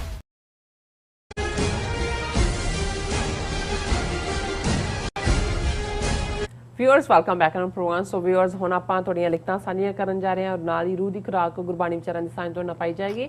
ਸੋ ਅਸੀਂ ਚਾਹਾਂਗੇ ਕਿ ਤੁਸੀਂ ਇਸੇ ਤਰ੍ਹਾਂ ਬਣੇ ਰਹਿਣਾ। ਦੇਖਣ ਸੁਣਨ ਲਿਖਣ ਲਈ ਤੁਹਾਡਾ ਸਭ ਦਾ ਬਹੁਤ ਬਹੁਤ ਸ਼ੁਕਰੀਆ। ਜੀ ਡਾਕਟਰ ਸਾਹਿਬ ਕੀ ਕਹਿਣਾ ਚਾਹੋਗੇ ਸਾਡੇ ਦਰਸ਼ਕਾਂ ਦੀਆਂ ਲਿਖਤਾਂ ਬਾਰੇ? ਦੇਖੋ, ਇੱਕ ਅਸੀਂ ਪਹਿਲਾਂ ਕਰੈਕਸ਼ਨ ਕਰਨਾ ਚਾਹੁੰਦੇ ਹਾਂ ਔਰ ਸਾਡੇ ਵੀਰ ਅਮਨ ਸਿੰਘ ਜੀ ਨੇ ਸਾਨੂੰ ਕਰੈਕਟ ਕੀਤਾ ਹੈ ਕਿ ਜਿਸ ਦਿਨ ਅਸੀਂ ਭਾਈ ਹਰਜਿੰਦਰ ਸਿੰਘ ਜਿੰਦਾ ਦੇ ਬਾਪੂ ਜੀ ਗੁਲਜ਼ਾਰ ਸਿੰਘ ਉਹਨਾਂ ਦੀ ਗੱਲ ਕੀਤੀ, ਉਹਨਾਂ ਦੇ ਗੁਜ਼ਰਨ ਦੀ, ਔਰ ਉਹਨਾਂ ਨੇ ਸਾਨੂੰ ਕਰੈਕਟ ਕੀਤਾ ਹੈ ਕਿ ਵੀ ਇਹ ਜਿਹੜੇ ਪਿਤਾ ਜੀ ਸਨ ਹਰਜਿੰਦਰ ਸਿੰਘ ਜਿੰਦਾ ਹੀ ਉਹਨਾਂ ਦਾ ਨਾਂ ਹੈ, ਆਦੋਵਾਲੀ ਜਿਹੜੇ ਨੇ ਉਹਨਾਂ ਦੇ ਪਿਤਾ ਜੀ ਸਨ, ਨਾ ਕਿ ਭਾਈ ਜਿੰਦਾ ਜਿਹੜੇ ਗਦਲੀ ਨਾਲ ਸੰਬੰਧਿਤ ਸਨ। ਸੋ ਅਸੀਂ ਮਾਫੀ ਵੀ ਚਾਹੁੰਦੇ ਹਾਂ ਕਿ ਵੀ ਕਿਉਂਕਿ ਜੋ ਇਨਫੋਰਮੇਸ਼ਨ ਸੋਸ਼ਲ ਮੀਡੀਆ ਤੇ ਆਈ ਅਸੀਂ ਉਹਦੇ ਤੇ ਹੀ ਆਧਾਰਿਤ ਫਰਦਰ ਜਿਹੜਾ ਹੈ ਉਸ ਦੇ ਉੱਤੇ ਸਰਚ ਕੀਤਾ ਹੈ। ਪਰ ਵੀਰ ਅਮਨ ਸਿੰਘ ਜੀ ਤੁਹਾਡਾ ਅਸੀਂ ਸ਼ੁਕਰੀਆ ਅਦਾ ਕਰਦੇ ਹਾਂ, ਤੁਸੀਂ ਸਾਨੂੰ ਕਰੈਕਟ ਕੀਤਾ। ਸਾਡੇ ਵੀਰ ਡਾਕਟਰ ਹਰਬੰਸ ਸਿੰਘ ਢਿੱਲੋਂ ਜਿਹੜੇ ਯੂਬਾ ਸਿਟੀ ਬੇਸਡ ਨੇ ਔਰ ਖੈਰ ਖੁਆਹ ਨੇ TV 84 ਦੇ, ਹੁਣ ਵੀ ਉਹਨਾਂ ਦਾ ਯਤਨ ਹੁੰਦਾ ਹੈ ਕਿ ਕਿਵੇਂ TV 84 ਦੀ ਪ੍ਰਮੋਸ਼ਨ ਦੇ ਲਈ ਉਹ ਕੁਛ ਨਾ ਕੁਛ ਐਫਰਟ ਵੀ ਕਰਦੇ ਨੇ। ਔਰ ਉਹਨਾਂ ਨੇ WhatsApp ਦੇ ਉੱਤੇ ਇੱਕ ਛੋਟਾ ਜਿਹਾ ਕਪਲੇਟ ਲਿਖ ਕੇ ਉਹਨਾਂ ਨੇ ਕਿਹਾ ਜੀ ਇਹ ਮੇਰੇ ਵੱਲੋਂ ਦਰਸ਼ਕਾਂ ਦੇ ਨਾਂ ਤੁਸੀਂ ਉਹਨਾਂ ਦੀ ਨਜ਼ਰ ਕਰ ਦਿਓ। ਔਰ ਕਿਉਂਕਿ ਉਹ ਸ਼ਾਇਰ ਵੀ ਨੇ ਔਰ ਉਹਦੇ 'ਚ ਉਹਨਾਂ ਨੇ ਕਿਹਾ ਖਾਲਿਸਤਾਨ ਦੇ ਬਣਦੇ ਮਹਿਲ ਤੇ ਤੁਸੀਂ ਵੀ ਇੱਕ ਕੌਡੀ ਲਾ ਸਕਦੇ ਜੇ। ਖਾਲਿਸਤਾਨ ਦੇ ਬਣਦੇ ਮਹਿਲ ਤੇ ਤੁਸੀਂ ਵੀ ਇੱਕ ਕੌਡੀ ਲਾ ਸਕਦੇ ਜੇ, ਆਪਣੀ ਕਿਰਤ ਚੋਂ ਕੱਢੇ ਦਸਵੰਧ ਦਾ 10ਵਾਂ ਹਿੱਸਾ ਇਸ ਦੇ ਲੇਖੇ ਲਾ ਸਕਦੇ ਜੇ। TV 84 ਦਾ ਭਾਰ ਵੰਡਾ ਸਕਦੇ ਜੇ, ਆਪਣੀ ਕੌਮ ਦਾ ਝੰਡਾ ਝੁਲਾ ਸਕਦੇ ਜੇ। ਕਹਿੰਦੇ ਬੂੰਦ ਬੂੰਦ ਨਾਲ ਭਰ ਤਲਾਬ ਜਾਂਦਾ। ਕਹਿੰਦੇ ਬੂੰਦ ਬੂੰਦ ਨਾਲ ਭਰ ਤਲਾਬ ਜਾਂਦਾ, ਕੱਲਾ ਕੋਈ ਨਹੀਂ ਕਿਲਾ ਉਸਾਰ ਸਕਦਾ। ਮਿੱਟੀ ਦੀ ਇੱਕ ਇੱਕ ਟੀਮ ਦੇ ਨਾਲ ਰਲ ਕੇ ਜਿੱਤਿਆ ਸਾਰਾ ਜਹਾਨ ਜਾਂਦਾ। ਜੇ ਤੁਸੀਂ ਕਿਲਾ ਬਣਾਉਣਾ ਤੇ ਕੋਈ ਇੱਕ ਇੱਕ ਮਿੱਟੀ ਦੀ ਟੀਮ ਵੀ ਦੇ ਤੇ ਅਲਟੀਮੇਟਲੀ ਉਸ ਨਾਲ ਕਿਲਾ ਉਸਰ ਜਾਂਦਾ ਹੈ। ਬਿਲਕੁਲ। ਇਕੱਲਿਆਂ ਜਿਹੜਾ ਹੈ ਉਹ ਕੋਈ ਵੀ ਨਾ ਕੋਈ ਕਿਲਾ ਬਣਾ ਸਕਦਾ ਹੈ, ਨਾ ਕੋਈ ਜੰਗ ਫਤਹ ਕਰ ਸਕਦਾ ਹੈ। ਸੋ ਉਹਨਾਂ ਨੇ ਕਿਹਾ ਵੀ ਭਾਵੇਂ ਤੁਸੀਂ ਕੌਡੀ ਦਿਓ ਕਿ ਟੀਵੀ 84 ਦਾ ਭਾਰ ਵੰਡਾ ਸਕਦੇ ਹੋ। ਹੋ। So ਸੋ nice ਡਾਕਟਰ ਸਾਹਿਬ ਤੁਹਾਡਾ ਬਹੁਤ ਬਹੁਤ ਸ਼ੁਕਰੀਆ। ਸ਼ੁਕਰੀਆ। ਹਮੇਸ਼ਾ ਹੀ ਤੁਹਾਡੇ ਅਸੀਂ ਮਸ਼ਕੂਰ ਵੀ ਹਾਂ, ਤੁਹਾਡੇ ਤੋਂ ਹੀ ਬਚਪਨ ਦੇ ਵਿੱਚ ਅਸੀਂ ਸਿੱਖਿਆ ਵੀ ਹੈ ਇਸ ਪੰਧ ਤੇ ਕਿਵੇਂ ਤੁਰਨਾ ਹੈ। ਜੀ ਔਰ ਇਸੇ ਤਰ੍ਹਾਂ ਸਾਡੇ ਕੁਝ ਲਿਖਤਾਂ ਨੇ ਹਸਨ ਗਰਦੇਜ਼ੀ ਜੀ ਨੇ ਸਾਨੂੰ ਲਿਖਿਆ ਹੈ, dear doctor Sahib, I M N Overseas Pakistani living in Louisiana. We are so appreciative of the fact that all the information you provide is well researched and backed up with facts. Both you and Neelam Saiba come across as very kind people who stand by their faith and have a firm belief in bright future of Sikh community. Allah आप दोनों को सेहत और जिंदगी अता करे, आमीन। Nice, शुक्रिया। सो हसन गारदेजी जी, ਤੁਹਾਡੀ ਦੁਆ ਦੇ ਲਈ ਬਿਲਕੁਲ ਸ਼ੁਕਰੀਆ। ਸ਼ੁਕਰੀਆ। ਰੱਬ ਤੁਹਾਡੇ ਵਰਗੇ ਵੀਰਾਂ ਨੂੰ ਹੋਰ ਜਿਹੜਾ ਹਿੰਮਤ ਦੇ, ਜਦੋਂ ਕਿਉਂਕਿ ਬਹੁਤ ਵਾਰ ਇਹ ਜਿਹੜਾ ਤਾਰੀਫ ਕਰ ਸਕਣਾ ਹੁੰਦਾ ਹੈ। ਮੈਂ ਕਿਸੇ ਦੇ ਉਹ ਗਾਲਿਬ ਦੇ ਹਵਾਲੇ ਨਾਲ ਕਿਤੇ ਪੜ੍ਹ ਰਿਹਾ ਸੀ ਕਿ ਉਹਦੇ ਬਾਰੇ ਇਹ ਹੈ, ਉਹ ਕਹਿੰਦਾ ਜੀ ਮੈਂ ਕਰਜ਼ ਲੈ ਸਕਤਾ ਹੂੰ, ਐਹਸਾਨ ਨਹੀਂ ਲੈ ਸਕਤਾ। ਸੋ ਹੁਣ ਇਹ ਵੀ ਤਰਬੀਅਤ ਹੁੰਦੀ ਹੈ। ਸੋ ਇਹ ਵੀ ਜਿਹੜਾ ਕਿਸੇ ਕਿਸੇ ਦੇ ਹਿੱਸੇ ਆਉਂਦਾ ਹੈ ਜਿਹੜਾ ਐਪਰੀਸ਼ੀਏਟ ਕਰਨਾ ਜਾਣਦਾ ਹੋਏ। ਸੋ ਬਹੁਤ ਬਹੁਤ ਤੁਹਾਡਾ ਸ਼ੁਕਰੀਆ। ਔਰ ਇਸੇ ਤਰ੍ਹਾਂ ਜੀਤ ਸਿੰਘ ਜਿਹੜੇ ਨੇ ਉਹਨਾਂ ਨੇ ਵੀ ਤਾਰੀਫ ਕੀਤੀ है। गुलाम साबिर लाहौर से लिख रहा हूँ, सरदार मुस्लिम एकता जिंदाबाद। सो बहुत बहुत शुक्रिया।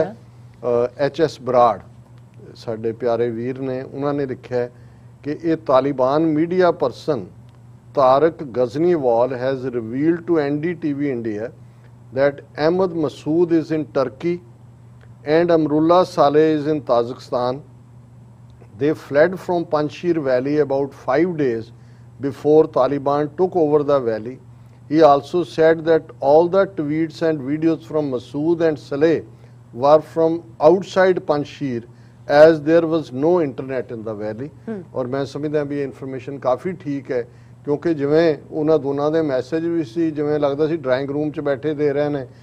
ਤੁਸੀਂ ਵੈਲੀ 'ਚੋਂ ਜਾਂ ਜਿੱਥੇ ਜੰਗ ਚੱਲ ਰਹੀ ਹੈ ਤੁਸੀਂ ਤਾਂ ਖੈਮੇ 'ਚ ਹੁੰਦੇ ਹੋ, ਟੈਂਟ 'ਚ ਹੁੰਦੇ ਹੋ। ਸੋ ਇਹ ਠੀਕ ਲੱਗਦਾ ਹੈ ਕਿ ਭਾਈ ਇੱਕ ਜਿਹੜਾ ਉਹ ਟਰਕੀ ਬੈਠਾ ਹੈ ਜਾਂ ਜਿਹੜਾ ਉਹ ਦੂਸਰਾ ਤਾਜ਼ਿਕਸਤਾਨ 'ਚ ਬੈਠਾ ਹੈ। और इसी तरह GF 743 ਦੀ ਆਈਡੀ ਤੋਂ ਹੈ ਕਿ we stand with our Sikh brothers and sisters, support Khalistan, long live Khalistan. Surjit ਕੌਂਦਰ ਲਿਖਦੇ ਨੇ, doctor ji and Neelam ji, you are doing great job. India always India always spread fake news and you always separate lot of fake news to tell the truth। so बहुत बहुत शुक्रिया। और साढ़े Canada तो वीर शाहिद मीर जिन्हों ने काफ़ी अरसे बाद लिखा है, उन्होंने बड़ी प्यारी लिखत होंगी है ओंटेरियो कैनेडा च मिसिसागा च ने। और उन्होंने लिखत है, my dear doctor Amarjit Singh ji and my sister Neelam Kaur, अस्सलाम वालेकुम एंड सत श्री अकाल। Sir, if you remember long before in an email I sent to you, I said that Indian government is so good at marketing that it can sell gobar as son halwa and cow's urine as ruh afza, but I believe their options are over now। उन्होंने कहा भी ਇਹਨਾਂ ਦੀ marketing ਗੋਏ ਨੂੰ ਸੋਨ ਹਲਵਾ ਮੁਲਤਾਨ ਦਾ ਮਸ਼ਹੂਰ ਰਿਹਾ ਵੀ ਉਹ ਬਣਾ ਕੇ ਵੇਚ ਸਕਦੇ ਨੇ, ਔਰ ਗਊ ਮੂਤਰ ਨੂੰ ਰੂਹ ਅਫਜ਼ਾ ਬਣਾ ਕੇ। ਪਰ ਹੁਣ ਉਹਨਾਂ ਦਾ ਜਿਹੜਾ ਉਹ ਮੁੱਕ ਗਿਆ ਕੰਮ। In 1989 Pakistan and Taliban with the aid from US defeated USSR, but this time in Afghanistan US chose India as its spouse only because using same marketing technique that I mentioned earlier, Modi government sold itself to the US at much higher price than it deserves and result is before us। कि भी इस बार अमरीका ने उन्होंने अपनी पत्नी बनाया तो उन्होंने ਜਿਹੜਾ ਕੌਡੀਆਂ ਦੀ ਚੀਜ਼ ਹੈ ਉਹ ਲੱਖਾਂ ਡਾਲਰ 'ਚ ਵੇਚੀ ਤੇ ਅਮਰੀਕਾ ਨੂੰ ਹੁਣ ਪਤਾ ਲੱਗ ਗਈ ਕਿ ਭਾਈ ਇਹਨਾਂ ਦੀ ਔਕਾਤ ਕੀ ਹੈ। US hinged too much on India, believing in its giddad pupkis of fighting two-front war with China and Pakistan. No matter its one-front endeavor with Pakistan gave it such a bloody nose that world was totally surprised. ਜ਼ਾਹਰ है कि अभिनंदन और वो सारी जी minute 1.5 मिनट की dog fight in the skies उन्हें दसता कि भारत की औकात की है। India neither had courage to fight Taliban on behalf of US nor it had capacity to do so, but we have to believe in one thing that India is a spoiler of peace in the reason and performing its best to do सो।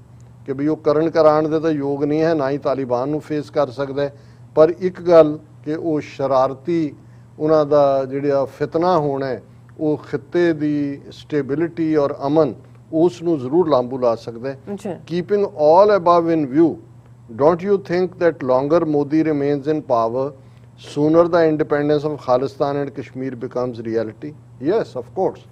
उन्होंने हुणे सवालिया निशान ला के सवाल पूछे ने कि मोदी है तो मुमकिन है, यही सानू खालिस्तान और कश्मीर बना के आज़ाद करा के देगा। Don't you think that Modi is jinx for India and blessing for us? बिल्कुल, ये भी पहले का ही फॉलो अप जवाब है कि भाई ये जिहड़ा किसी भी जर्मनी नूं गालण दे लई हिटलर चाहिदा सी और इटली नूं बर्बाद करन दे लई मसोलनी चाहिदा सी, सो ये भारत दे लई मोदी है और साडे लई तां वरदान है।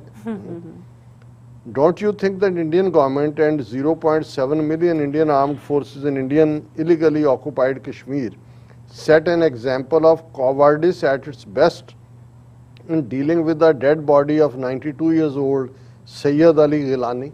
जिवें इन्हां ने डर के डरे हुए ने, जिवें उन्हां ने उन्हां दी मैयत नूं उहदी बेहुरमती कीती और हुण तां उन्हां दे बच्चियां दे खिलाफ और इसदा केस के जी पाकिस्तानी झंडे च उन्होंने लपेट के उन्होंने दफनाया। जिहड़ा ज़ाहिर है लास्ट मैनस विश तां अमरीका दे अदालतां भी मनदियां ने, जिन्ने मर्जी दूजे एविडेंस होण, जिहड़ी डाइंग स्टेटमेंट हुंदी है उहनूं मन्निया जांदा है। सो उन्हां दी विश थी, वो उन्होंने कीता और उहदे च उन्होंने कहा है कि भी your comments sir, best regards to you and the whole team of TV84। बहुत बहुत शुक्रिया। और हुण असीं जिहड़ा है अज दा विचार अज सिर्फ एक श्लोक विचारांगे 52 अखरी कबीर साहब दा, जिहदे च रूहानीयत का ही मैसेज है। वो जिन्हें अल्फाबैट के 52 लफज ने और ये अखीरला जिहदे ते उन्होंने गल की है। खखा लफज, खखा खिरत खपत गए केते, खिरत खपत अजहू ने चेते, अब जग जान जो मना रह, जह का बिछरा तैं थिर लह। कि खखा लफज सानू जिहड़ा खै होना हुंदा है, डिस्ट्रॉय होना, इसलिए एक जमाने जिहड़ा TB दे लई हिंदी जां पंजाबी लफज रहा कशै रोग। कशै दा मतलब हुंदा खत्म होना, डिस्ट्रॉय होना। खखा खिरत खपत गए कीते, कि खखा लफज याद दहानी करवांदा है कि किन्ने आए इस दुनिया ते चले गए और जिहड़ी सानू भी जिंदगी मिली है पता नहीं किन्नियां भटकणा तो बाद खै कशै हो के बिल्कुल ख़त्म हो के जड़े ने असी जड़ियां ने वो जिंदगी आई, पैरिश हुई, फिर आई, चली गई। खिरत खपत अजहू ने चेते, कि भी इन्नियां जिंदगियां असी बर्बाद करके भी जे सानू समझ नहीं आई कि असल रब है, ये बाकी माया दा पसार है, झूठ है, असी झूठ च लिपट लिपट के अपनी जिंदगी जड़ी आ खत्म कर लेंदे हैं। अब जग जान जो मना रहे, कि जे ईवन हुण भी किसी पल भी जिंदगी मुक्कण तो पहला सानू ये समझ आ जाए कि अब जग जान कि भी अल्टीमेटली ट्रूथ रब है, तो मना रहे, तो मन साडा इस दे उत्ते थिर हो जाए, इस यकीन दे उत्ते आ जाए कि सिर्फ ते सिर्फ सब गोबिंद है, गोबिंद बिन नहीं कोई। फिर की होएगा, जय का बिछुरा तैं थिर लह, कि भी जिस अपने पक्के घर नालों, उस पक्के रब नालों जिहड़ा विछोड़ा पाया होया है, उहदे च वो वापस आएगा फ्रॉम विच जिहड़ा है। और उसे नूं जदों असीं पढ़दे हैं कि थिर कर बैसो हर जन प्यारे, सतगुर तुमरे काज सवारे, दुष्ट दूत परमेसर मारे, जन की पैज रखी करतारे। हुण थिर कर आना उही है जो कबीर साहब कहंदे ने, तै थिर लह, कि फिर उस थिर वाहिगुरू दे नाल जिहड़ा जुड़ जांदा है, उही सहज दे विच, ट्रैंकुलिटी दे विच, फेथ दे विच जिउंदा है। ਇਹ ਅੱਜ ਦਾ ਵਿਚਾਰ ਹੈ। ਜੀ ਡਾਕਟਰ ਸਾਹਿਬ ਤੁਹਾਡਾ ਬਹੁਤ ਬਹੁਤ ਸ਼ੁਕਰੀਆ, ਤੁਸੀਂ ਅੱਜ ਦੇ ਅਹਿਮ ਇਸ਼ੂ ਤੇ ਅੱਜ ਦਾ ਵਿਚਾਰ ਸਾਡੇ ਦਰਸ਼ਕਾਂ ਨਾਲ ਸਾਂਝਾ ਕੀਤਾ। ਸੋ ਇਸ ਨਾਲ ਆਪਣੇ ਵਿਊਅਰਸ ਕੋਲ ਲੈਣੇ ਇਜਾਜ਼ਤ। ਵਿਊਅਰਸ, ਸਾਡੇ ਪ੍ਰੋਗਰਾਮ ਦਾ ਸਮਾਂ ਇੱਥੇ ਸਮਾਪਤ ਹੁੰਦਾ। ਤੁਸੀਂ ਆਪਣੀ ਰਾਏ ਤੇ ਸੁਝਾਅ ਸਾਨੂੰ ਭੇਜਣਾ ਭੁੱਲਣਾ ਸਾਡੇ ਇਸ ਪਤੇ ਤੇ sos@tvrefor.tv ਤੇ ਅਸੀਂ ਆਪਣਾ ਪ੍ਰੋਗਰਾਮ ਲੈ ਕੇ ਫਿਰ ਦੁਬਾਰਾ ਤੁਹਾਡੇ ਸਾਹਮਣੇ ਹੋਵਾਂਗੇ। ਤਦ ਤੱਕ ਲਈ ਮੈਨੂੰ ਤੇ ਆਪਣਾ ਸੁਣਾ ਗਿਆ ਦੋ ਦੇਖਦੇ ਰਹੋ TV 4। ਬੁਲਾ ਦਿਓ ਫਤਿਹ। ਵਾਹਿਗੁਰੂ ਜੀ ਕਾ ਖਾਲਸਾ, ਵਾਹਿਗੁਰੂ ਜੀ ਕੀ ਫਤਿਹ। ਰੱਬ ਰਾਖਾ।